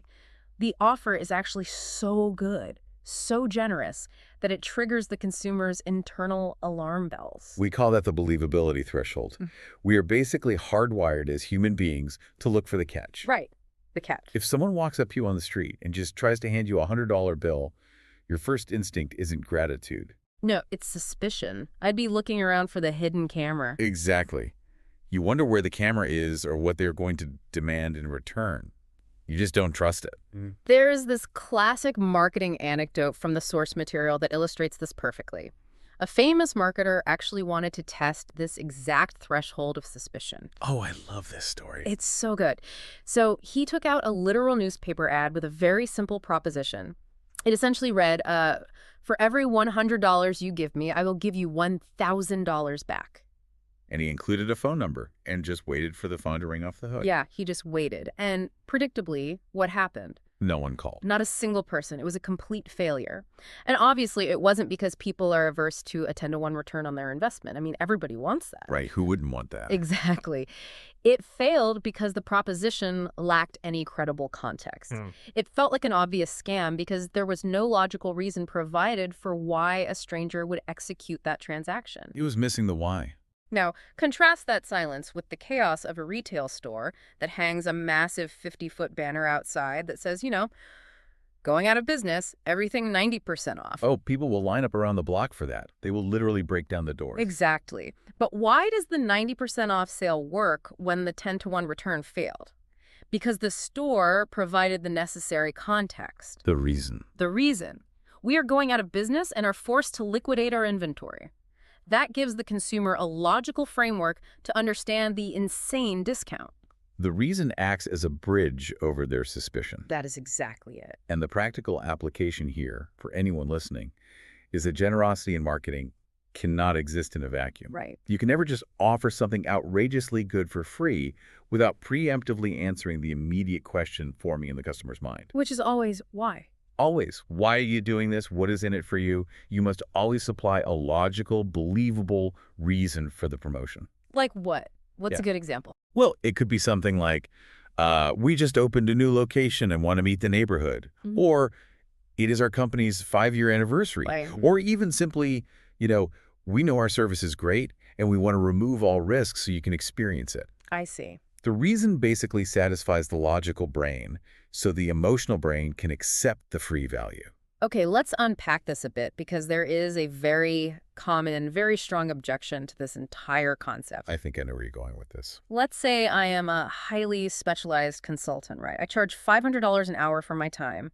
If I start offering free 1-hour strategy sessions, doesn't that immediately devalue my brand? It feels like a race to the bottom. Yeah, it feels like I am training the market to view my expertise as a commodity or signaling that my time has no inherent worth. I mean, doesn't free imply cheap? That is the standard fear, and honestly, it is entirely valid if the free offer is executed poorly. But what's fascinating here is how providing a reason why completely bypasses that devaluation problem. If you just stand on a street corner handing out flyers for free consulting with no context, yes, it reeks of desperation. It signals that you have absolutely no clients. Exactly. But when you frame the offer with a strong, credible narrative, the entire perception shifts. Okay, walk me through the mechanics of that shift. How does that actually work? Well, think about a high-end, Michelin-starred restaurant. If they suddenly started offering free meals to anyone walking by, you would assume the health inspector just found something terrible in the kitchen, right? Yeah, I'd assume the food is tainted. I wouldn't touch it. But what if that same restaurant announces they have just hired a new executive chef, and to finalize the new tasting menu, they are inviting 50 local food critics and community members to a complimentary private tasting event? Oh, wow. Okay, I see. In that scenario, I don't think the food is cheap at all. I think I am getting incredibly lucky to be invited. Yes, and more importantly, you recognize that the intrinsic value of the food remains pristine. You understand that the restaurant is making a calculated marketing investment to generate word of mouth for their new chef. The context changes everything. It really does. Yeah. You understand the mechanism that allows you to bypass the usual cost. The value of the service hasn't degraded. It is only the immediate transaction cost that has been temporarily altered due to a very specific situational opportunity. So applying that back to the consultant, it's not my advice is worthless. It's my advice is highly valuable, but I'm currently looking to expand my portfolio into the healthcare sector. So I'm offering 3 complimentary audits this month, specifically for clinic owners. Precisely. You control the narrative around the price drop. Yeah. You maintain your status while still removing the friction of the initial purchase. That's a huge mindset shift. It is. And once we accept that we can leverage free without cannibalizing our brand equity, we can start looking at the structural advantages of doing so. The map. Yes.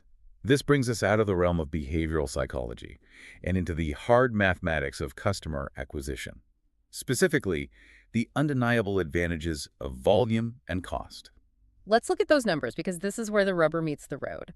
The foundational premise here is that in any market, you are essentially paying to rent attention. Right. Whether you are buying digital ads, sending out direct mail, or paying rent for a high-visibility storefront, you are fundamentally paying for eyeballs. Eyeballs and impressions. Exactly. And the goal of any marketing apparatus is to convert a percentage of those passive eyeballs into active leads, people who raise their hands and express interest. And the mathematical reality is that free offers consistently generate the highest volume of leads at the lowest cost per lead.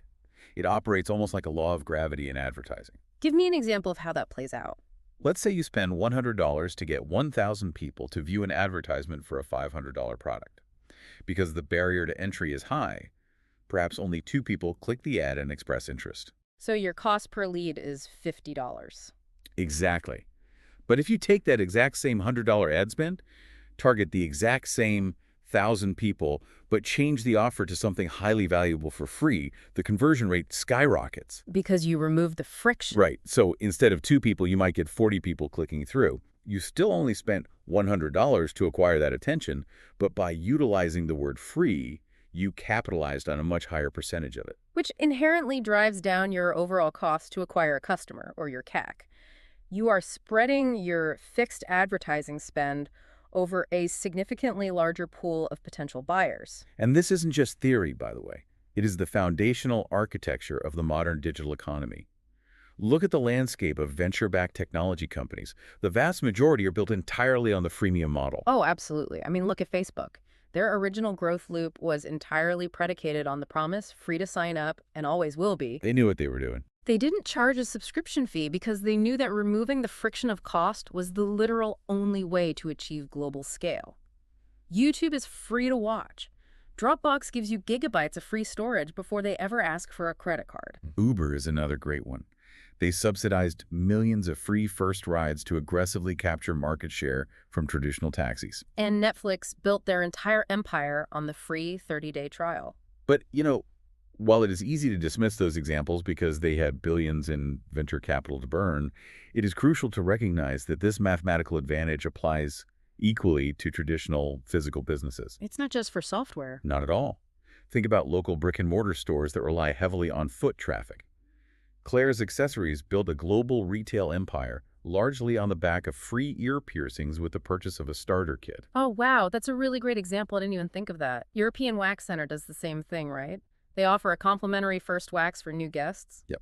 And public storage facilities almost universally offer the first month free. These are businesses with real-world overhead. They have leases, they have payroll, they have physical inventory. And yet they still rely on free as their primary weapon for driving initial customer engagement. Because if you are operating in a local finite market, your primary objective has to be maximizing market penetration. You want to get as many people through your doors as possible because a percentage of them will stay. I like to visualize it as the difference between fishing with a highly specific, expensive spear gun versus just dropping a massive net. Okay, I like this analogy. If you use the spear gun, which represents your premium high-priced offer, you have to have perfect aim. You spend a lot of energy and a lot of money on ad spend hoping to hit one giant tuna. And if you miss? If you miss, you go home hungry. Your ad spend is just gone with literally nothing to show for it. But if you use the net? Right. If you drop the massive net, which is the free offer, you catch everything in the bay. You start to fish out later, but first you secure the catch. Yes, you are going to haul in a lot of things you don't want. You'll get some seaweed, maybe an old boot, some tiny fish. The tire kickers. Exactly. You have to sort through it later. But you are guaranteed to have options. You have volume. The net analogy is perfect because it highlights the necessity of volume. The issue, however, is that many business owners are absolutely terrified of the seaweed. They really are. They look at the massive net and they only focus on the unqualified catch, which leads to one of the most pervasive limiting beliefs in all of business. You're talking about the broke person myth. Yes. This is the massive elephant in the room whenever you discuss free promotions. The immediate visceral reaction from almost every business owner I talk to is, I don't want to offer anything for free because free offers only attract broke freebie seekers. I hear it constantly. Right. They say, these aren't my ideal clients. They just want a handout and they will never, ever pull out their wallets to buy my core service. It is an incredibly stubborn belief. And if we connect this to the bigger picture, what is fascinating about the analysis we are exploring is that it doesn't try to argue against this belief using, philosophy or marketing theory. Just looks at the numbers. Exactly. It confronts it with raw empirical data. We have to look at the mathematical truth regarding the behavior of free leads versus premium paid leads. The data on this is counterintuitive, but it's vital. The source material references a series of independent split tests. We're talking 4 separate tests run across 10 entirely different representative markets. So this wasn't just a fluke in one niche. Not at all. The methodology was super straightforward. They ran advertising for a free front-end offer against a premium paid front-end offer.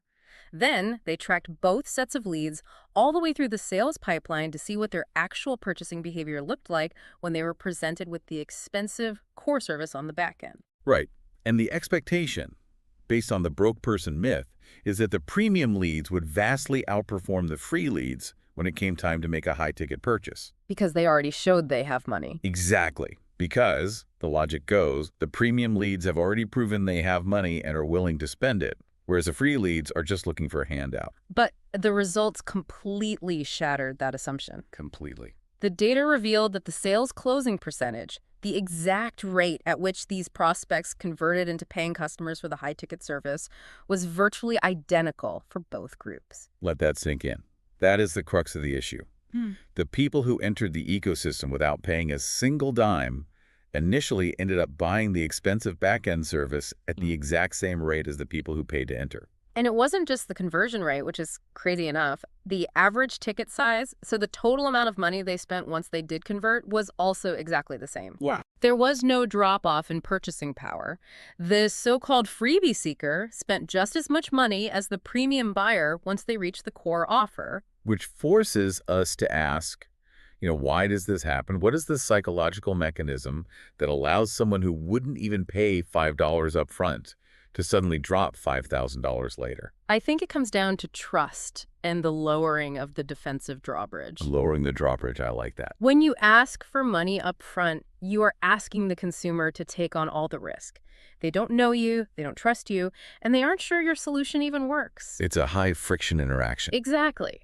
But when you offer something valuable for free, you absorb the risk. You allow them to cross the moat and enter your castle. Right. Once they are inside, they consume your content, they interact with your staff, and they experience your expertise firsthand. You build reciprocity. You prove your value. Yes. By the time you present the high-ticket offer, the context has completely changed. You are no longer a stranger asking for money. You are a trusted advisor offering a solution. The method of acquisition, whether they paid a small fee or came in for free, no longer dictates their behavior. Exactly. The barrier to entry was removed, allowing the relationship to form. But, and this is the crazy part, while the closing rates and the ticket sizes were exactly the same, there was one massive structural difference between the two groups in those split tests. The cost of acquisition. Yes. The free leads were roughly 5 times cheaper to acquire than the premium leads. Let the math on that settle for a moment. If you invest $1,000 in advertising, the free offer generates 5 times as many leads. And because those leads close at the same rate for the same amount of money, the free offer ultimately generates significantly more revenue to the exact same initial investment. It is a really harsh reality check regarding pricing architecture. It really is. If you absolutely insist on running a premium, non-free offer on the front end, just to satisfy your desire for quote-unquote high-quality prospects, you must accept that your lead cost will be 5 to 10 times higher. Which breaks the math of the business. It does. Therefore, just to survive and maintain your profit margins, the prices of your core services must be 5 to 10 times higher than a competitor who uses a free front end. You are artificially inflating your required pricing just to cover your own inefficient marketing. You cannot mix and match these models. You cannot have the high acquisition costs of a premium front end and the low back end pricing of a volume-based business. The math will inevitably destroy your margins. Right. If your sales process is fundamentally sound, a free offer will always mathematically defeat a premium offer simply due to the sheer volume of inexpensive leads that perform identically at the point of sale. So, if the data is this clear and the math is this undeniable, why do so many entrepreneurs still fiercely resist it? Why do they cling to the myth of the broke person? Because it is an emotional defense mechanism. Interesting. How so? It is much easier for a business owner to look at a calendar full of prospects who didn't buy and say, well, these leads are terrible. They are just broke freebie seekers. Passing the blame. Exactly. It's easier to do that than it is to look in the mirror and say, my sales presentation is unconvincing and my team lacks the skill to close. Blaming the lead source protects the ego. It shifts the responsibility away from the business's internal shortcomings. Wow, that makes a lot of sense. It is a comforting lie. Very comforting. However, to be fair to those business owners, running the massive net strategy does introduce a very real, very difficult operational challenge. The biggest downside of a highly successful free offer is that you might literally generate too many leads. Yes, the double-edged sword of volume. Generating flow is only the first step. If you cannot manage the flow, it will drown you. If you are running a purely digital business where fulfillment is automated, like, say, a software download or a video course, infinite volume is great. Bring on the leads. Right. But if you are running a service business that relies on manual operational processes like one-on-one sales consultations, custom architectural proposals, or even physical fitness assessments, a flood of free leads can break your infrastructure. Your calendar gets booked out for 6 weeks with people who haven't paid you a dime, your sales team works 12-hour days, and the entire system just bottlenecks. So what's the solution? This is the critical pivot in the strategy. Once you have proven you can generate volume, you must implement systems to control and refine that volume. And the mechanism for doing this is introducing friction. Friction. Yes, friction is any deliberate obstacle, requirement, or hurdle you place between the prospect and the free offer. So what does this all mean? Going back to our net analogy, it's the filter you put on the massive net to let the seaweed slip through while keeping the tuna. Friction naturally reduces the total volume of leads, but it exponentially increases the intent and the quality of the leads that actually make it through the process. Precisely. And there are 5 distinct methods for introducing friction that we can analyze. Let's go through them. The first is perhaps the most straightforward. It's called increased qualifications. This happens at the very top of the funnel, right in your advertising copy. So instead of running an ad that says, free financial consultation for anyone, you explicitly state, free financial consultation. Must be over 35, currently employed, and managing a portfolio of at least $100,000. Exactly. By simply adding those qualifying words to the graphic or the text, you immediately stop a massive segment of unqualified people from clicking. You intentionally sacrifice a huge amount of volume, but the people who do click have effectively self-qualified. You're filtering them before they even click. Right. Now, the second method operates a bit further down the funnel. It's increased information requirement. This usually occurs on the opt-in form or the landing page itself. Okay, so if you just ask for a first name and an email address, the friction is virtually zero. You will get a massive amount of leads. But they might be low intent. Right. But if you start asking for sensitive or complex data like their cell phone number, their annual business revenue, their physical home address, The friction spikes? or even more effectively, forcing them to do actual work. What do you mean by actual work? Instead of letting them click a few multiple choice checkboxes, you require them to type out thoughtful answers to several open-ended questions about their current struggles. Oh, wow. That takes time. Exactly. The psychology here relies on commitment consistency. Someone who is just idly browsing the internet on their lunch break is not going to spend 12 minutes writing an essay about their business problems just to get a free PDF. No way. Only someone who is acutely experiencing the pain your service solves will actually invest that time. You are trading the quantity of leads for a higher baseline of commitment. That makes total sense. Okay, what's the third method? The third method is closely related. It's the increased number of steps. Right, so instead of a simple single-step pop-up box, you make the prospect navigate a labyrinth. They have to fill out page 1, click next. Fill out page 2, click next. They have to jump through hoops. Yeah, they have to go to their email inbox, find a verification code, come back, and enter the code.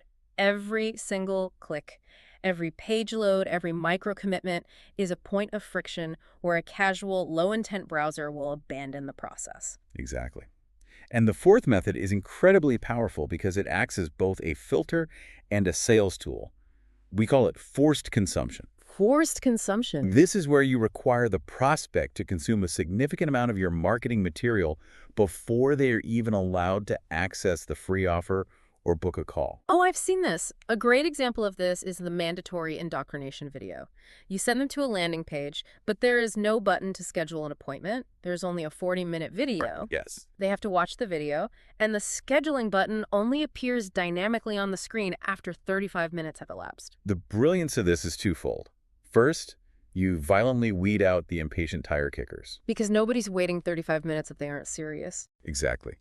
But second, the people who actually make it to the button have just spent over half an hour listening to your best arguments, understanding your unique methodology, and really forming a parasocial relationship with your brand. They are invested. They haven't just qualified themselves. They have adopted your vocabulary. Yeah. By the time they get on the phone with your sales team, they are already primed to buy. You are basically doing the heavy lifting of the sales process asynchronously. Precisely. And the fifth method of friction is essentially applying that same concept to the advertising itself, its advertisement length. So instead of running a snappy, highly edited 30-second ad designed for short attention spans, you run a 2-hour-long, deeply educational video advertisement. But see, most people will scroll past a 2-hour ad in 3 seconds. It seems totally counterproductive to traditional advertising metrics. But that is exactly the point. You don't want everyone to click. You are ensuring that only highly committed individuals, people who are deeply invested in the specific topic and are willing to dedicate a massive chunk of their time up front, will ever even click through to your funnel. Right. The cost per click will be astronomically high compared to a short ad, but the lead quality will be pristine. The overarching lesson for the listener here is that managing a free offer is about finding your specific operational sweet spot. You are essentially a sound engineer adjusting the dials on a mixing board. You have to tweak it constantly. You do. You want to dial in just enough friction to weed out the uncommitted observers and protect your team's time, but you cannot add so much friction that you inadvertently scare away the lazy whales. The lazy whales. I love that term. These are the highly qualified, wealthy buyers who desperately need your service and have the money to pay for it, but they are simply too busy or just too protective of their time to fill out a 20-page questionnaire or watch a 2-hour webinar. Right. They will just bounce. If your friction is too high, you block the people who would have been your best clients. It requires constant calibration based on the current capacity of your fulfillment team. I think the best way to visualize this entire friction concept is to think about adjusting the bouncer at the door of an exclusive nightclub. Okay, let's hear it. If it's early in the evening, the club is totally empty, and you just need bodies in the room to create an atmosphere.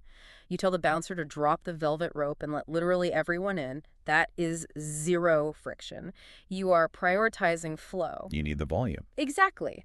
But if it's midnight, the club is packed to the walls, the bartenders are completely overwhelmed, and your best customers are waiting an hour for a drink, you don't just shut the doors completely. You change the criteria for entry. Exactly. You tell the bouncer to start enforcing a strict dress code. You tell him to only let people in who are on the VIP list. Or you start charging a massive cover fee at the door. You deliberately restrict the flow to protect the internal experience and prioritize the high rollers. That analogy holds up perfectly. You are constantly modulating the external flow to protect your internal resources. However, it is really vital to acknowledge that even with your bouncer perfectly calibrated, you will inevitably encounter the final operational reality of the free offer model. The tire kicker. Yes. No matter how much friction you introduce, some people genuinely have no intention of ever buying. They will smile, take the free sample, navigate all your hurdles, and still walk away. And let's be intellectually honest about this. Managing tire kickers can be incredibly demoralizing for a business. It drains employee morale. It really does. Imagine your top salesperson spends 45 minutes on a consultation call, giving their absolute best effort, only to realize the prospect is unemployed and never had a dime to spend. The salesperson gets off the call frustrated and cynical. They feel like they wasted their time. But the strategic pivot here is crucial. You must evaluate your lead generation strategy purely on dollars and cents, not on employee morale. It is a game of financials, not feelings. This raises an important question about how we evaluate success. To truly internalize this, we need to walk through a specific mathematical comparison, which is often referred to in the source material as free money math. Free money math. Let's do it. This requires slowing down and looking at the numbers objectively, because this math is the linchpin that holds the entire volume strategy together. Let's ground this in a concrete example so we can really track the numbers. Imagine you own a local landscaping and hardscaping business. You specialize in expensive $10,000 patio installations. Okay, high-ticket service. Right. You decide to run some local Facebook ads, and you have 2 different scenarios you are testing. Let's start with scenario 1. You decide to run a free offer with very low friction. Your ad says, free 3D patio design rendering. You spend exactly $1,000 on these ads. Because the offer is free and the friction is low, you generate 500 leads. 500 people want a free 3D rendering of a patio. But because it's so easy to get, a lot of them are just daydreaming. They don't actually own a home, or they have zero budget. Let's say 50% of these leads are totally unqualified tire kickers. So out of your 500 leads, you have 250 highly qualified prospects who actually want to build a patio, and 250 completely unqualified tire kickers who just wanted to see a cool computer graphic. Okay, so $1,000 gets the landscaping business 250 good leads, and a massive headache of dealing with 250 bad leads. The sales team is complaining because half their day is wasted on dead-end calls. Right. So the owner decides to change the strategy. Let's look at scenario 2. The owner wants to protect the sales team, so he cranks up the friction. He changes the ad to a premium offer. Now it says on-site patio consultation and rendering for $150. You spend the exact same $1,000 on advertising. But because you're asking for $150 up front, the friction is massive. Your volume plummets. Instead of 500 leads, you only generate 200 leads total. But the quality of those 200 leads is amazing. Because they're willing to pay $150 just for the consultation, almost all of them are serious buyers. Let's say 80% are highly qualified. So out of the 200 total leads, you have 160 highly qualified prospects and only 40 unqualified people who maybe changed their minds. Now, let's analyze the human reaction versus the mathematical reality. Your landscaping sales team will absolutely love scenario 2. Oh, they will be thrilled. They'll feel so much better. They're only dealing with 40 tire kickers instead of 250. Their close rate on paper will look phenomenal. Their days will be efficient and morale will be sky high. But you have to look at the bottom line. The actual revenue. Yes. In scenario 1, the low-friction free offer, you generated 250 qualified, ready-to-buy prospects.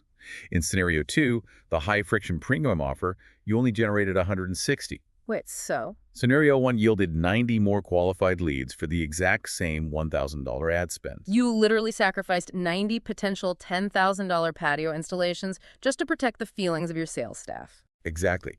That is a catastrophic financial decision disguised as an operational improvement. Wow. And this highlights a tension that exists in almost every growing enterprise. We often optimize our businesses for ease of operation rather than maximum profitability. We want smooth days. But if you want to scale, you have to be willing to endure the messiness and the friction of volume. The practical application is clear here. Do not design your free offer to overextend your financial resources on fulfillment. Meaning, don't give away a physical iPad just to get a lead, because the fulfillment cost will literally bankrupt you. Right, but do allow the high volume of leads to flow in. Yes, let the math work for you. Let your automated friction, your forms, your videos, skim the absolute worst of the seaweed off the top, bringing the volume down to a manageable level. But then you have to actually train your team. You have to build a culture that understands that professionally and efficiently wading through the extra volume, dealing with the tire kickers, is simply the cost of doing business. Because those extra 90 qualified leads hidden among the mess, that is where the true outsized profit of the business hides. It requires a fundamental shift in how you manage your sales culture. You have to celebrate the volume rather than complain about the inefficiency. You have to embrace the chaos of the massive net. We've really covered a tremendous amount of ground here, tracing this from a single penny all the way through to complex acquisition math. We've explored the psychology of believability and the absolute necessity of the reason why. We looked at the undeniable mathematics of volume, CX, and the cost advantages of zero. We've systematically dismantled the broke person myth by looking at the back-end conversion data, learned how to precisely dial in friction like a nightclub bouncer, and really prioritized raw financials over the comfort of our sales teams. If we attempt to synthesize all these disparate strategic threads into one clear, actionable insight, something that represents the absolute soul of this entire methodology, it is this fundamental formula for customer acquisition. Which is? Generate flow, monetize flow, then add friction. Generate flow, monetize flow, then add friction. That is a brilliant distillation. You don't choke the flow before you know you can monetize it. Precisely. Utilizing the word free is not about giving away the farm out of some misplaced sense of altruism. It is a highly calculated, mathematically sound acquisition wrapper. It's a tool. It is designed to aggressively outvolume your competitors in the marketplace and drive your initial customer acquisition costs down to the absolute floor.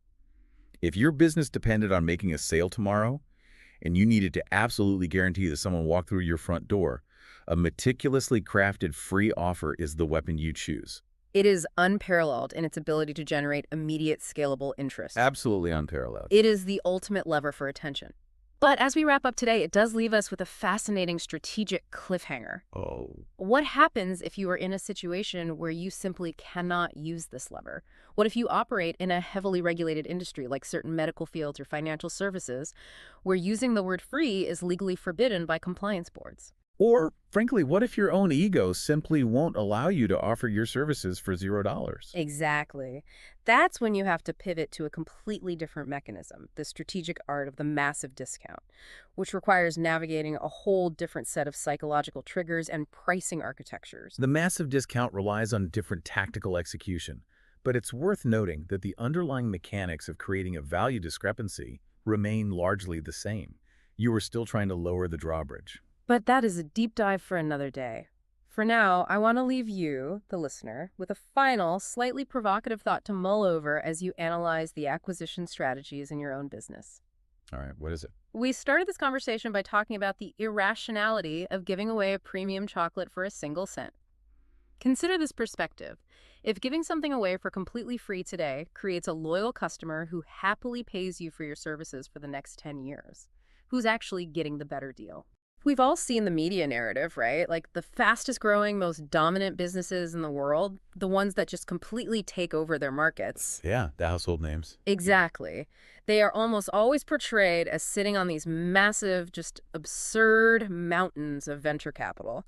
You picture the founders walking into some sleek Silicon Valley boardroom. Right, pitching a table full of billionaires. Yeah, and walking out with a giant novelty check to fund their explosive growth.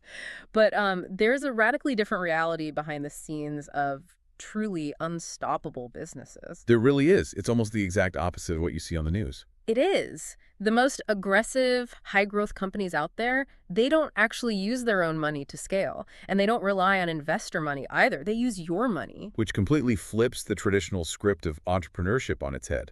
I mean, instead of raising capital to acquire customers, they have fundamentally redesigned the mechanics of their business. So the customers are basically supplying the capital to acquire more customers. Precisely. It's a closed loop that essentially generates its own fuel. It just feeds itself. And that's exactly what we are getting into today. We're looking at some unreleased financial frameworks, stuff that actually didn't make the cut in some of the most popular modern business literature. Yeah, because the math was deemed a little too intense for a general audience. Right. They thought it would scare people off. But if you are listening to this and you want to understand how companies really scale without giving away all their equity, well, this is the blueprint. It is the absolute foundation. We are unpacking Section B, the expensive customer problem today. And the specific mathematical engine we're diving into is known as customer financed acquisition, or CFA. CFA. Yeah.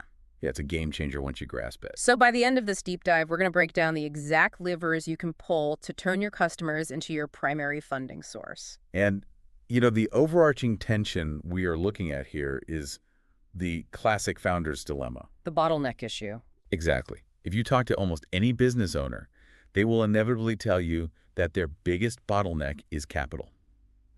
They believe, like deep down in their bones, that if they just had a $50,000 line of credit. Or some angel investor willing to write a check. Right. They think if they just had that cash, they could finally buy enough advertising to scale their product to the moon. They view growth purely as a funding problem.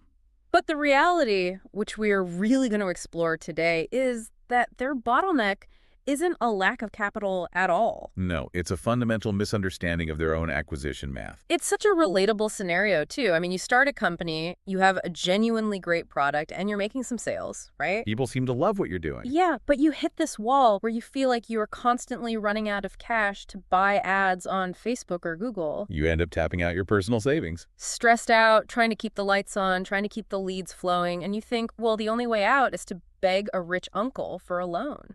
But the premise of this entire chapter is that you don't need a loan. You just need a calculator. A calculator and a structural shift in how you charge. So let's establish the absolute baseline here. What is the core mechanism that makes customer-financed acquisition actually work? So the foundational rule of CFA is defined by a very specific equation, and it revolves around a strict timeline. Okay, lay it on us. The rule is that 30 days of gross profit must be greater than your cost to acquire a customer. Okay, let's break that down for everyone. Sure. So gross profit is the money you make from a customer after subtracting the direct cost to deliver your product or service. Right, so it's not total revenue, it's revenue minus fulfillment. Exactly. And that gross profit generated within the first 30 days of the customer's lifespan must exceed whatever you spend on marketing and sales to get them in the door in the first place. But why 30 days? I mean, in a world where some subscription software companies, they take 2 years to break even on a customer. Oh, easily 2 years, sometimes more. Right, so 30 days seems incredibly aggressive. Why not a 60-day window or a 90-day window? Because 30 days maps directly onto the realities of short-term, interest-free financing in the real world. What do you mean by that? Think about the most common financial instrument available to almost any business owner, a standard corporate credit card. Okay. When you swipe a credit card to pay for digital ads or marketing software on day 1, the actual cash to pay that bill isn't due until day 30. Ah, I see. So you are playing the float. Exactly. You are playing the float. If I buy ads today, the money doesn't actually leave my bank account until the end of the billing cycle. Precisely. If your newly acquired customer pays you enough gross profit within that initial 30-day window to cover the cost you put on the credit card, well, you can pay the credit card bill in full before a single cent of interest accrues. So you haven't touched your personal savings at all. Not a dime. You haven't paid a bank any interest either. And the best part is, you can then immediately recycle that same credit limit to buy another cohort of customers the next month. You completely eliminate cash as a bottleneck. Because you are floating the acquisition cost on free credit, and the customer is literally settling the tab before the bill comes due. You are operating as a pure pass-through entity at that point. You take the customer's payment, you pass a fraction of it straight back to the ad platform to cover their own acquisition. And you keep the rest to fund operations. But there's a higher tier to this, right? I mean, the baseline is just surviving the 30-day window, but the text talks about a real-life minimum standard for aggressive growth that pushes this way further. It does. While simply covering the cost to acquire a customer in 30 days is the baseline to, survive without outside capital, the ultimate standard for hypergrowth is different. Well, what's standard? Generating a 30-day gross profit Yeah. and is greater than 2 times the cost to acquire a customer. Meaning the customer doesn't just pay for themselves. No, they pay for themselves, and they hand you enough cash to go out and buy a second customer. Wow. Okay, that is the inflection point where a business transitions from merely sustaining itself to achieving exponential scale, right? Absolutely. You buy the first customer out of pocket or on credit. From that moment on, every single customer you acquire injects enough immediate cash into the business to pay for 2 more. You are no longer just replacing churn. Right. You are actively multiplying your customer base using their own money.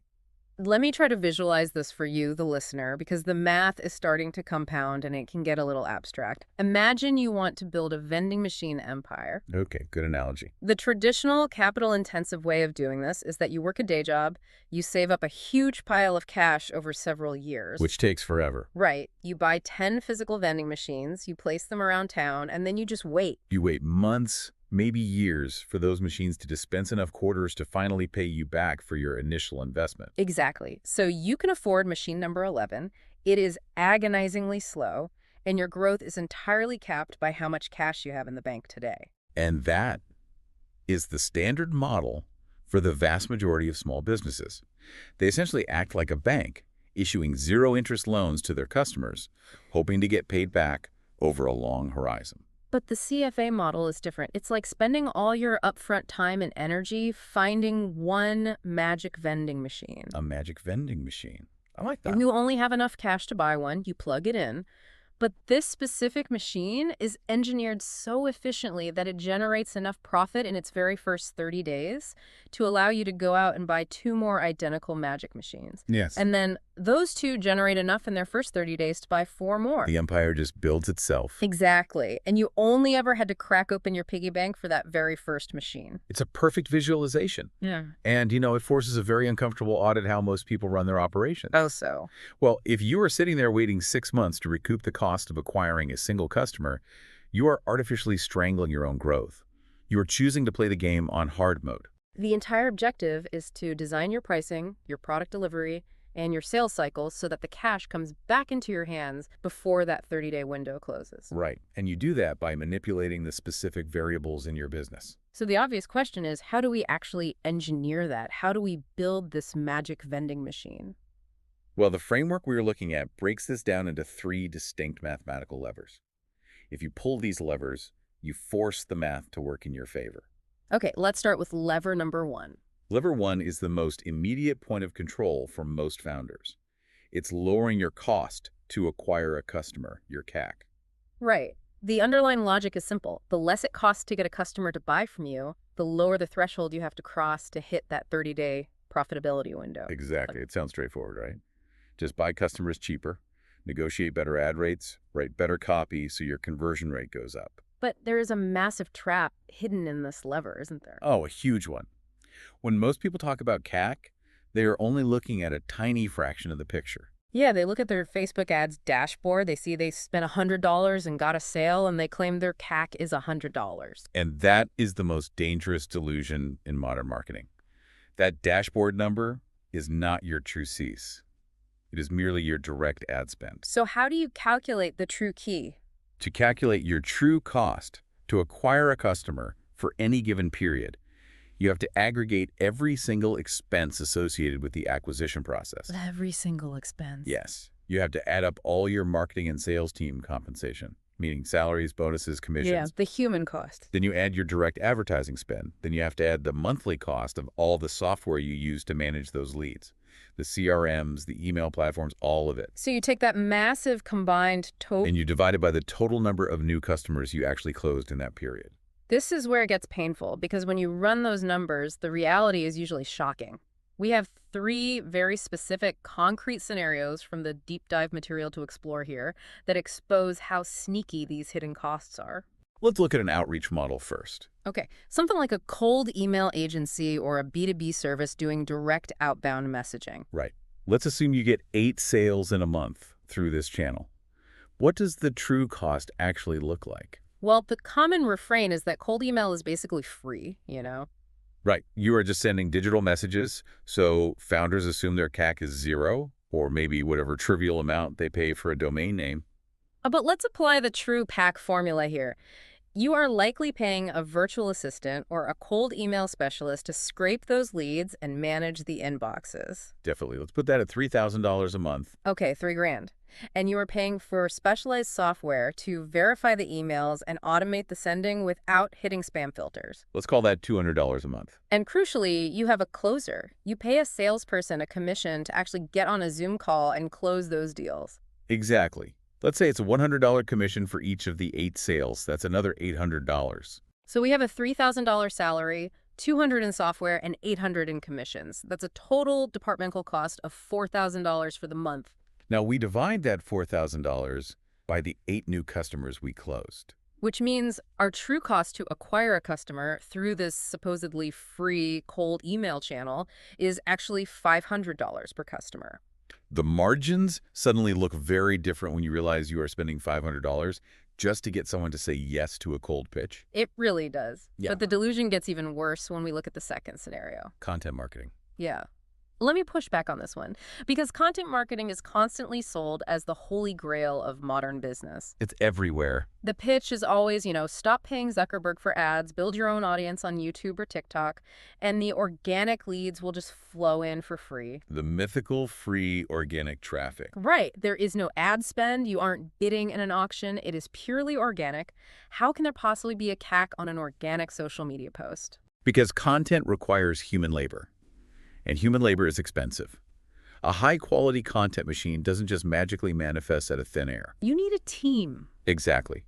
You need someone to conceptualize, film, edit, write copy, and manage the posting schedule across multiple platforms. Let's assume you hire 2 dedicated media professionals to run this organic machine. You pay them $5,000 a month each. That is an immediate $10,000 hit to your payroll. Okay, let's say their viral videos and clever posts generate a solid stream of inbound leads, and your sales team closes 10 sales that month from that organic traffic. Again, assuming a $100 commission per sale, that adds $1,000 in commissions. So we take the $10,000 in payroll, add the $1,000 in commissions, which gives us an $11,000 total cost. And we divide that by the 10 sales we got. That means those magical, quote-unquote, free organic leads actually cost a staggering $1,100 each to acquire. $1,100. It completely shatters the illusion of free traffic.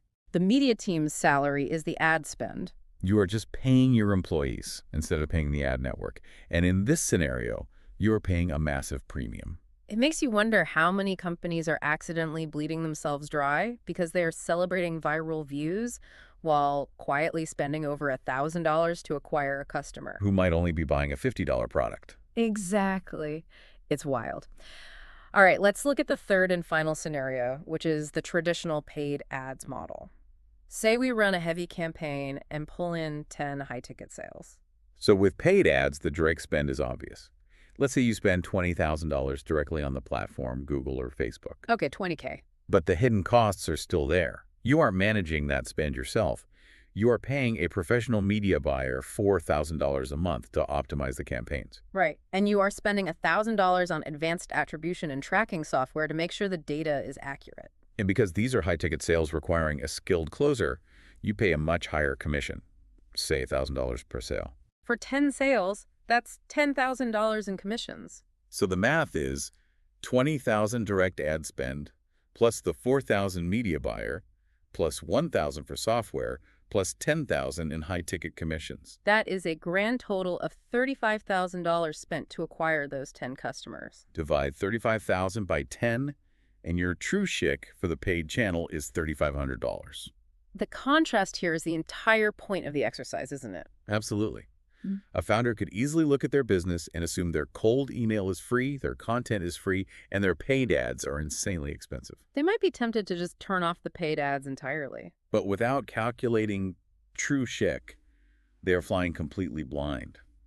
They might realize that their organic content, when factoring in the time and payroll required to produce it, is actually bleeding the company dry. While a highly optimized paid ad campaign, even with a high absolute CAC of $3,500, might be delivering customers who buy faster and stay much longer. It strips away the vanity metrics. It forces you to face the actual profit and loss statement of your marketing efforts. You have to compare apples to apples. So the immediate practical action step for you, the listener, is to sit down, pull your bank statements, and run this exact formula across every channel you use. Find the true CAC. And once you find the channel that genuinely produces the lowest true TAC, you relentlessly redirect your resources, your time, and your capital into that winning channel. That is how you master lever one. You strip out the inefficiency. But as you optimize, you will inevitably hit a floor, right? I mean, you can only negotiate your software bills down so far. Right. You can only optimize a Facebook ad so much. You cannot lower your CAC below zero.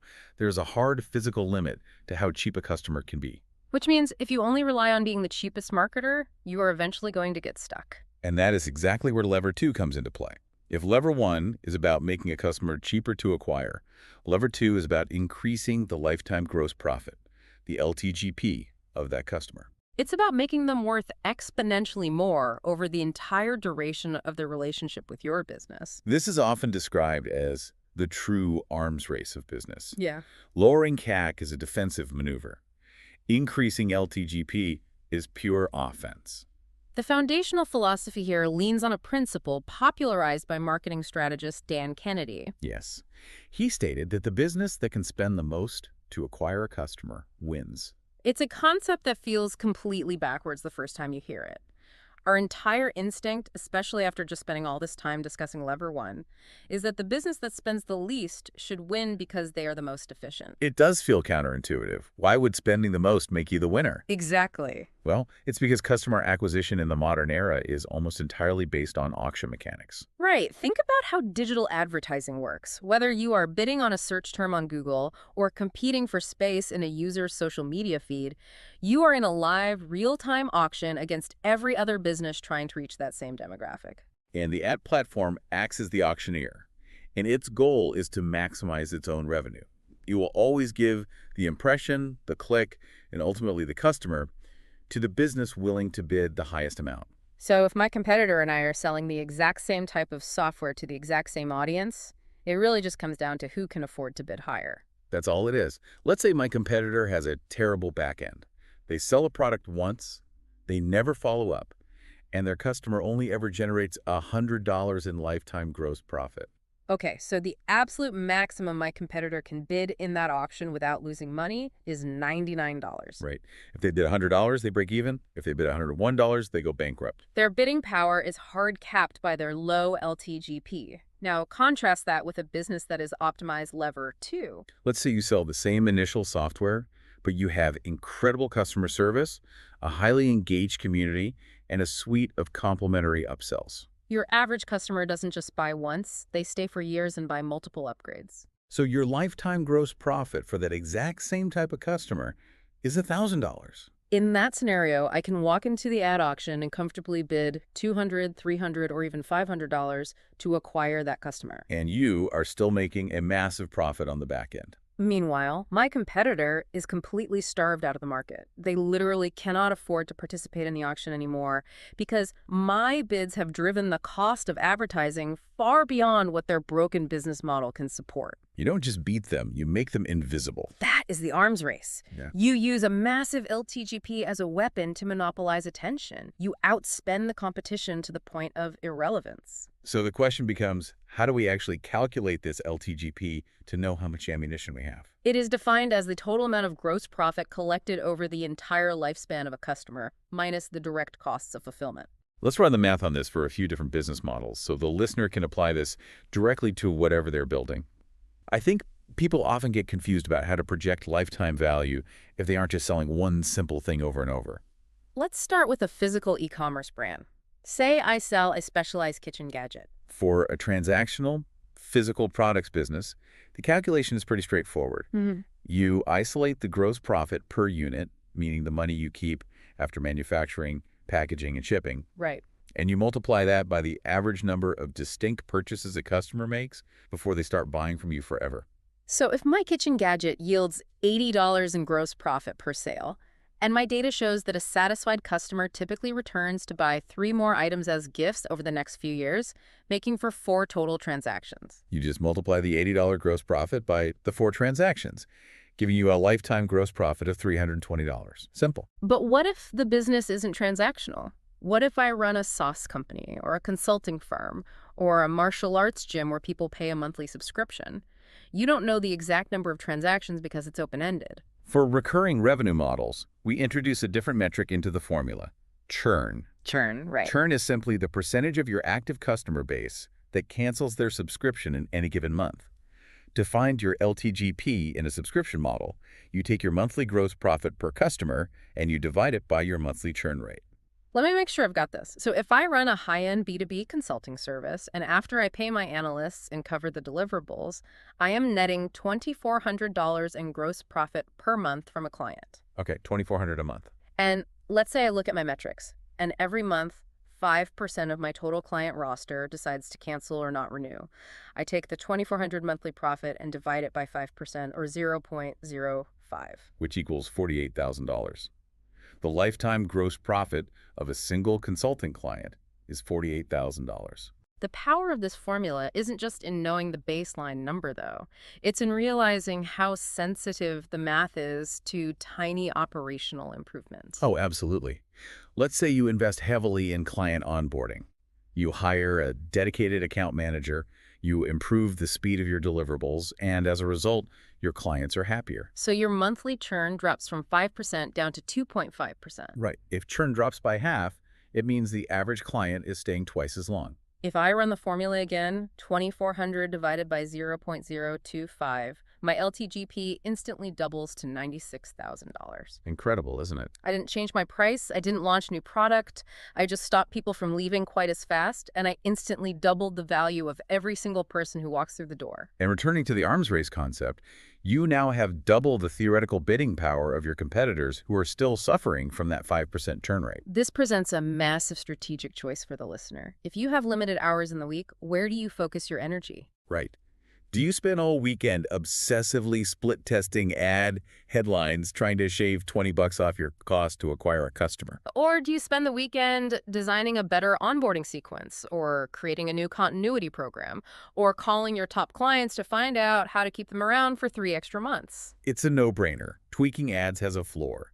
Improving retention and increasing lifetime value has no ceiling. Building a backend that makes customers stick like glue is the ultimate superpower. It makes all your front-end marketing infinitely easier because you can afford to make mistakes and still be profitable. Exactly. All right, so we've covered lever 1, decreasing what it costs to get a customer. And lever 2, increasing what that customer's worth over their life. This brings us to lever 3. Which introduces the critical element of time. Yes. Lever 3 is decreasing your payback period, or PPD. If LTGP is the total amount of money you will eventually make, the payback period is the exact measurement of how long it takes to actually get your initial investment back. It is the number of days between when the cash leaves your bank account to buy the ad and when the gross profit from that specific customer finally covers the debt. So if you spend $100 today to acquire a software user, tomorrow, on day one, their first monthly payment clears, and after server costs, you net $50 in gross profit. I am still $50 in the hole. I have to wait a full month for their next billing cycle. On day 31, their second payment clears, giving me another $50 in gross profit. Now I have my initial $100 back. Your payback period is exactly 31 days. That is the core metric, and the text we are referencing highlights a concept called 30-day cash, which is the total amount of gross profit you can extract in that first month. The velocity at which that cash returns to you is the defining characteristic that separates a moderately successful small business from a wildly wealthy enterprise. I want to use an analogy here to really hammer home why speed matters so much, because I think people intuitively understand return on investment, but they drastically underestimate the velocity of money. Velocity is everything. Let's hear the analogy. Imagine you and I both discover a magic box. This box is an incredible investment vehicle. You put money in, it guarantees a 100% return. It doubles whatever you put inside. In any traditional market, a guaranteed 100% return is a miracle. Everyone would take that deal. Absolutely. But there is a difference in our boxes. Your magic box takes a full calendar year to process the money. You put $1,000 in on January 1st, and you have to wait until December 31st for the box to open and hand you $2,000. Okay. My magic box, however, is faster. It doubles the money in just 1 month. The compounding effect over the same 12-month period is going to be astronomically different. Exactly. We both have the same starting capital, and we both have the same 100% return rate. But because my payback period is 1 month, in month 1, my $1,000 becomes $2,000. And you put it right back in. I put that $2,000 back in. Month 2, it's $4,000. Month 3, $8,000.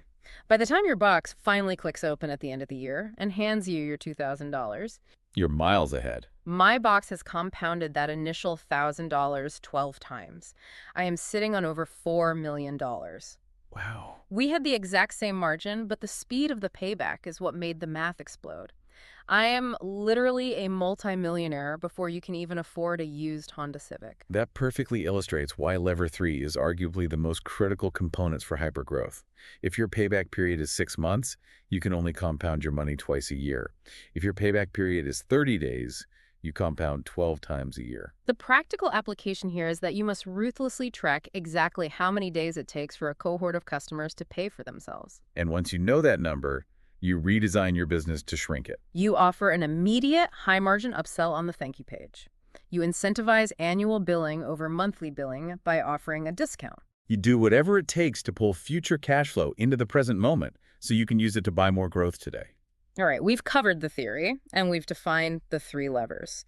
Now, we need to spend some significant time grounding this in reality. Yes, let's put it all together. To truly visualize how these 3 levers interact and compound, we are going to walk through a detailed side-by-side comparison of 2 hypothetical businesses.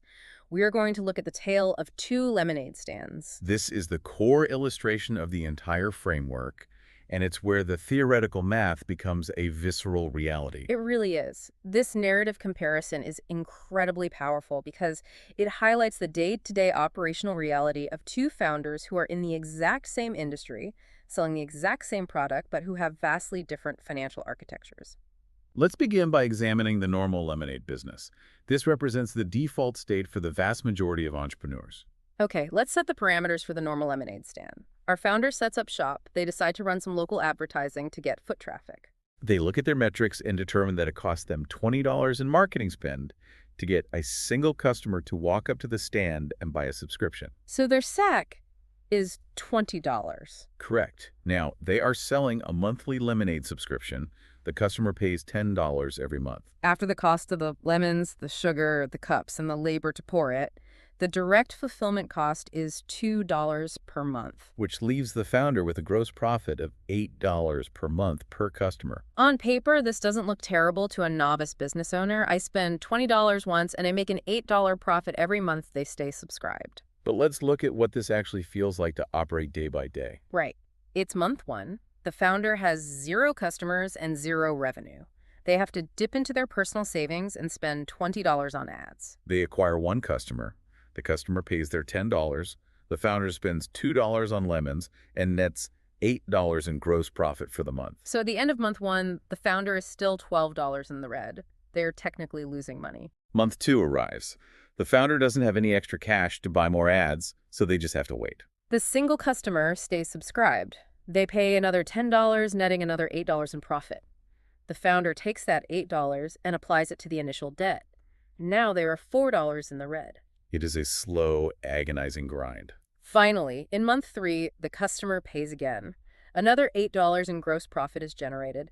The founder clears the remaining $4 of debt, and finally, after nearly 90 days, realizes a true $4 profit. Their payback period is roughly 2.5 months. And let's assume the customer stays for a total of 5 months before churning. Over those 5 months, they generate 5 payments of $8, meaning the lifetime gross profit is $40. So the founder turned a $20 investment into a $40 return over 5 months. From an ROI perspective, a 100% return in 5 months is great. But from a growth perspective, this business is a nightmare. It is a nightmare because the growth is bottlenecked entirely by the founder's personal bank account. Because it takes 2.5 months just to get the initial $20 back, the founder cannot acquire customers quickly. If they wanted to acquire 100 customers today, they would need to front $2,000 of their own cash, and they would have to survive the cash flow drought for months before breaking even. They are bearing all the financial risk, floating the business on their own capital and growing at a snail's pace.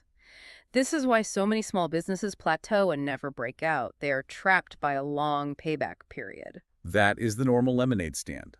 It works, it's profitable eventually, but it's a grind that burns founders out. Now let's pivot to the wonderful lemonade business. This is a founder who has studied the math we are discussing today and has aggressively manipulated the 3 levers of customer-financed acquisition. How does their reality differ? The wonderful founder looks at their acquisition channels and aggressively optimizes lever 1. They figure out a viral referral loop or a hyper-efficient targeted ad campaign, and they manage to crush their CAC. Instead of paying $20 to acquire a customer, they lower their true CAC to just $1. That is a staggering improvement, from $20 down to $1. Yes. Now, they keep their core product exactly the same. They still charge $10 a month for the subscription, and it still costs $2 to fulfill. So their gross profit remains $8. However, they've also pulled lever 3. They restructure when they collect that money, perhaps by billing weekly instead of monthly, reducing their payback period to just 7 days. Okay, let's walk through this calendar day by day, because this is where the compounding effect becomes almost unbelievable. Let's start on day 0. The wonderful founder opens the stand. They spend $1 out of their own pocket on marketing. They acquire 1 customer. They are currently down $1. Fast forward to day 7. The customer's 7-day billing cycle hits. After the cost of lemons, the founder nets $8 in gross profit. Instantly, the founder takes $1 of that $8 and puts it back in their own pocket. They have fully recouped their initial investment in a week. They are completely whole. And they are sitting on $7 of pure, unencumbered profit. Now, here is the critical behavioral difference. On day 8, instead of taking that $7 to buy a coffee or pad their savings account, the founder aggressively reinvests it. They take that $7 of house money and dump it straight back into their marketing engine. And because their optimized CAC is only $1, that $7 buys them exactly 7 brand new customers. So on day 8, they have their original customer plus 7 new ones. Let's roll a calendar forward another week to day 14. Those 7 new customers hit their 7-day payback period. Each of those 7 customers generates $8 in gross profit. 7 customers multiplying $8 yields $56 in gross profit. On day 15, the founder takes that $56. They could pocket it, but they decide to keep the flywheel spinning. Let's say they hold back $7 just for a rainy day fund, leaving them with $49 of pure profit to spend on marketing. If they drop that $49 into the ad machine at a $1 CAC, They can acquire 49 new customers on day 15. They absolutely could. But this is where the framework introduces a very realistic constraint. It acknowledges that businesses exist in the physical world. Right. The founder realizes that if 49 new customers show up tomorrow, they literally do not have enough lemons, enough cups, or enough counter space to serve them. Their physical operations cap their growth at a maximum of 7 new customers a week. Let me stop right there because I know someone is listening and thinking, okay, this math is cute on paper, but in the real world, you can't just multiply customers like rabbits forever. The wheels fall off the lemonade stand, customer service tanks, fulfillment breaks. And that skepticism is completely warranted. But it highlights the profound shift in the type of problem the founder is facing. In the normal business, the bottleneck was capital. The founder was losing sleep because they didn't have enough money to buy customers. In the wonderful business, capital is infinite. The bottleneck is shifted entirely to fulfillment. The problem is no longer how do I afford ads, but how fast can I hire people to squeeze lemons? If you are going to lay awake at night stressed about your business, I have too much cash and too many customers trying to give me money, and I need to hire an operations manager, is a vastly superior problem to have than I am broke and nobody knows I exist. It is exactly the problem you want to engineer for yourself. It forces you to become an operator and a leader, rather than just a stressed-out marketer trying to scrape together ad budget. Let's step back and look at the sheer reality of what happened in that 15-day timeline for the Wonderful Stand. The business grew exponentially. It went from zero to generating substantial weekly cash flow, and it built a war chest capable of buying hundreds of customers if the operations could handle it. But the most mind-blowing part is this. How much of their own money did the wonderful founder actually risk to achieve this empire? One single dollar. $1. The founder spent $1 on day and knee. Every single dollar of exponential growth that occurred after that point was funded entirely by the customers themselves. The first customer paid to acquire the next 7. Those 7 paid to acquire the next 49. You are effectively running a massive recurring crowdfunding campaign fueled by the very people using your product. It is the ultimate asymmetrical bet. It's like walking into a casino, putting $1 in a slot machine, hitting an $8 jackpot, putting your original dollar back in your pocket, and then playing the rest of the night with the casino's money. Even if you eventually lose a hand, you never lose your own capital. You are insulated from risk because your customers are taking all the financial risk for you. It is a profound structural advantage. The core takeaway from the lemonade stand narrative is that it demands a complete reevaluation of your business model. You must ruthlessly audit your pricing, your offer structure, and your acquisition channels to ensure you are transitioning to playing with found money as quickly as humanly possible. If you aren't, you are actively choosing to be the normal lemonade stand. Okay, this perfectly sets up the final piece of the framework. The concepts we've discussed are formalized into a specific roadmap. It breaks down the progression into 3 levels of CFA. This is essentially a diagnostic tool for you to assess exactly where your business currently stands and what your immediate next goal should be. Let's walk through these 3 tiers of acquisition mastery. Level 1 is the baseline reality for most startups, and it is appropriately titled The Struggle. You are at level 1 when your 30-day gross profit is less than your cost to acquire a customer. This is exactly what we saw with the normal lemonade stand. Yes, you spend $100 to acquire a user, but in their first 30 days, they only generate $40 in gross profit. You are $60 in the red. Now, you might have a great lifetime gross profit. That customer might eventually pay you $500 over the next 2 years. You will eventually be highly profitable. But in the short term, the first 30 days, you are bleeding cash on every single acquisition. And the reality of existing at level 1 is that it is brutal. Because you are constantly in a cash deficit on the front end, the only way to scale the business is to float it on external capital. You are the one maxing out personal credit cards, draining your life savings, or giving away equity to venture capitalists just to cover the gap until the customers finally pay you back. You carry 100% of the financial stress. It is highly stressful, highly risky, and leaves you incredibly vulnerable to market shocks. If ad costs spike or churn increases slightly, the entire model can collapse because your cash reserves are already stretched thin. which is why the immediate goal is to graduate to level 2. What defines level 2? Level 2 is called the break-even. Yeah. You reach this tier when your 30-day gross profit exactly equals your cost to acquire a customer. Okay, so this is equilibrium. I spend $100 to get a customer on Google Ads. And within the first 30 days, that customer purchases enough product or pays a high enough subscription fee to generate exactly $100 in gross profit. Right. The immediate massive benefit of reaching level 2 is that you achieve financial independence. You no longer need to beg for bank loans or pitch investors. The customer pays for their own acquisition before the credit card bill is even due. The cash going out is perfectly matched by the cash coming in. It sounds like a huge relief, but there is a caveat here, isn't there? There is. While you eliminate the stress of external funding, the structural limitation of level 2 is that your growth is strictly linear. Explain the mechanics of linear growth in this context. Why doesn't the business explode if it's breaking even immediately? Because a 1-to-1 ratio only allows for replacement, not multiplication. You spend $100 to get one customer. That customer hands you $100 in profit. You take that same $100 bill, you hand it back to Google, and you buy exactly one more customer. You are replacing churn, you are maintaining your size, and perhaps creeping forward slowly. Experiencing compounding exponential scale, you are just treading water very comfortably in month 1. It's infinitely better than level 1, but it's still not the hypergrowth we discussed at the beginning of this deep dive. To achieve that, you have to break through to the final tier, the holy grail of business math, level 3. Level 3 is defined by hitting that ultimate standard we established earlier. Yeah. You are at level 3 when your 30-day gross profit is greater than 2 times your cost to acquire a customer. So the math here is, I spend $100 to acquire a customer, and within 30 days, they buy my core product and immediately take an upsell, generating $200 or more in pure gross profit. Yes, and the mechanics of what you do with that $200 dictate your entire trajectory. You take the first $100 to pay off the initial acquisition debt.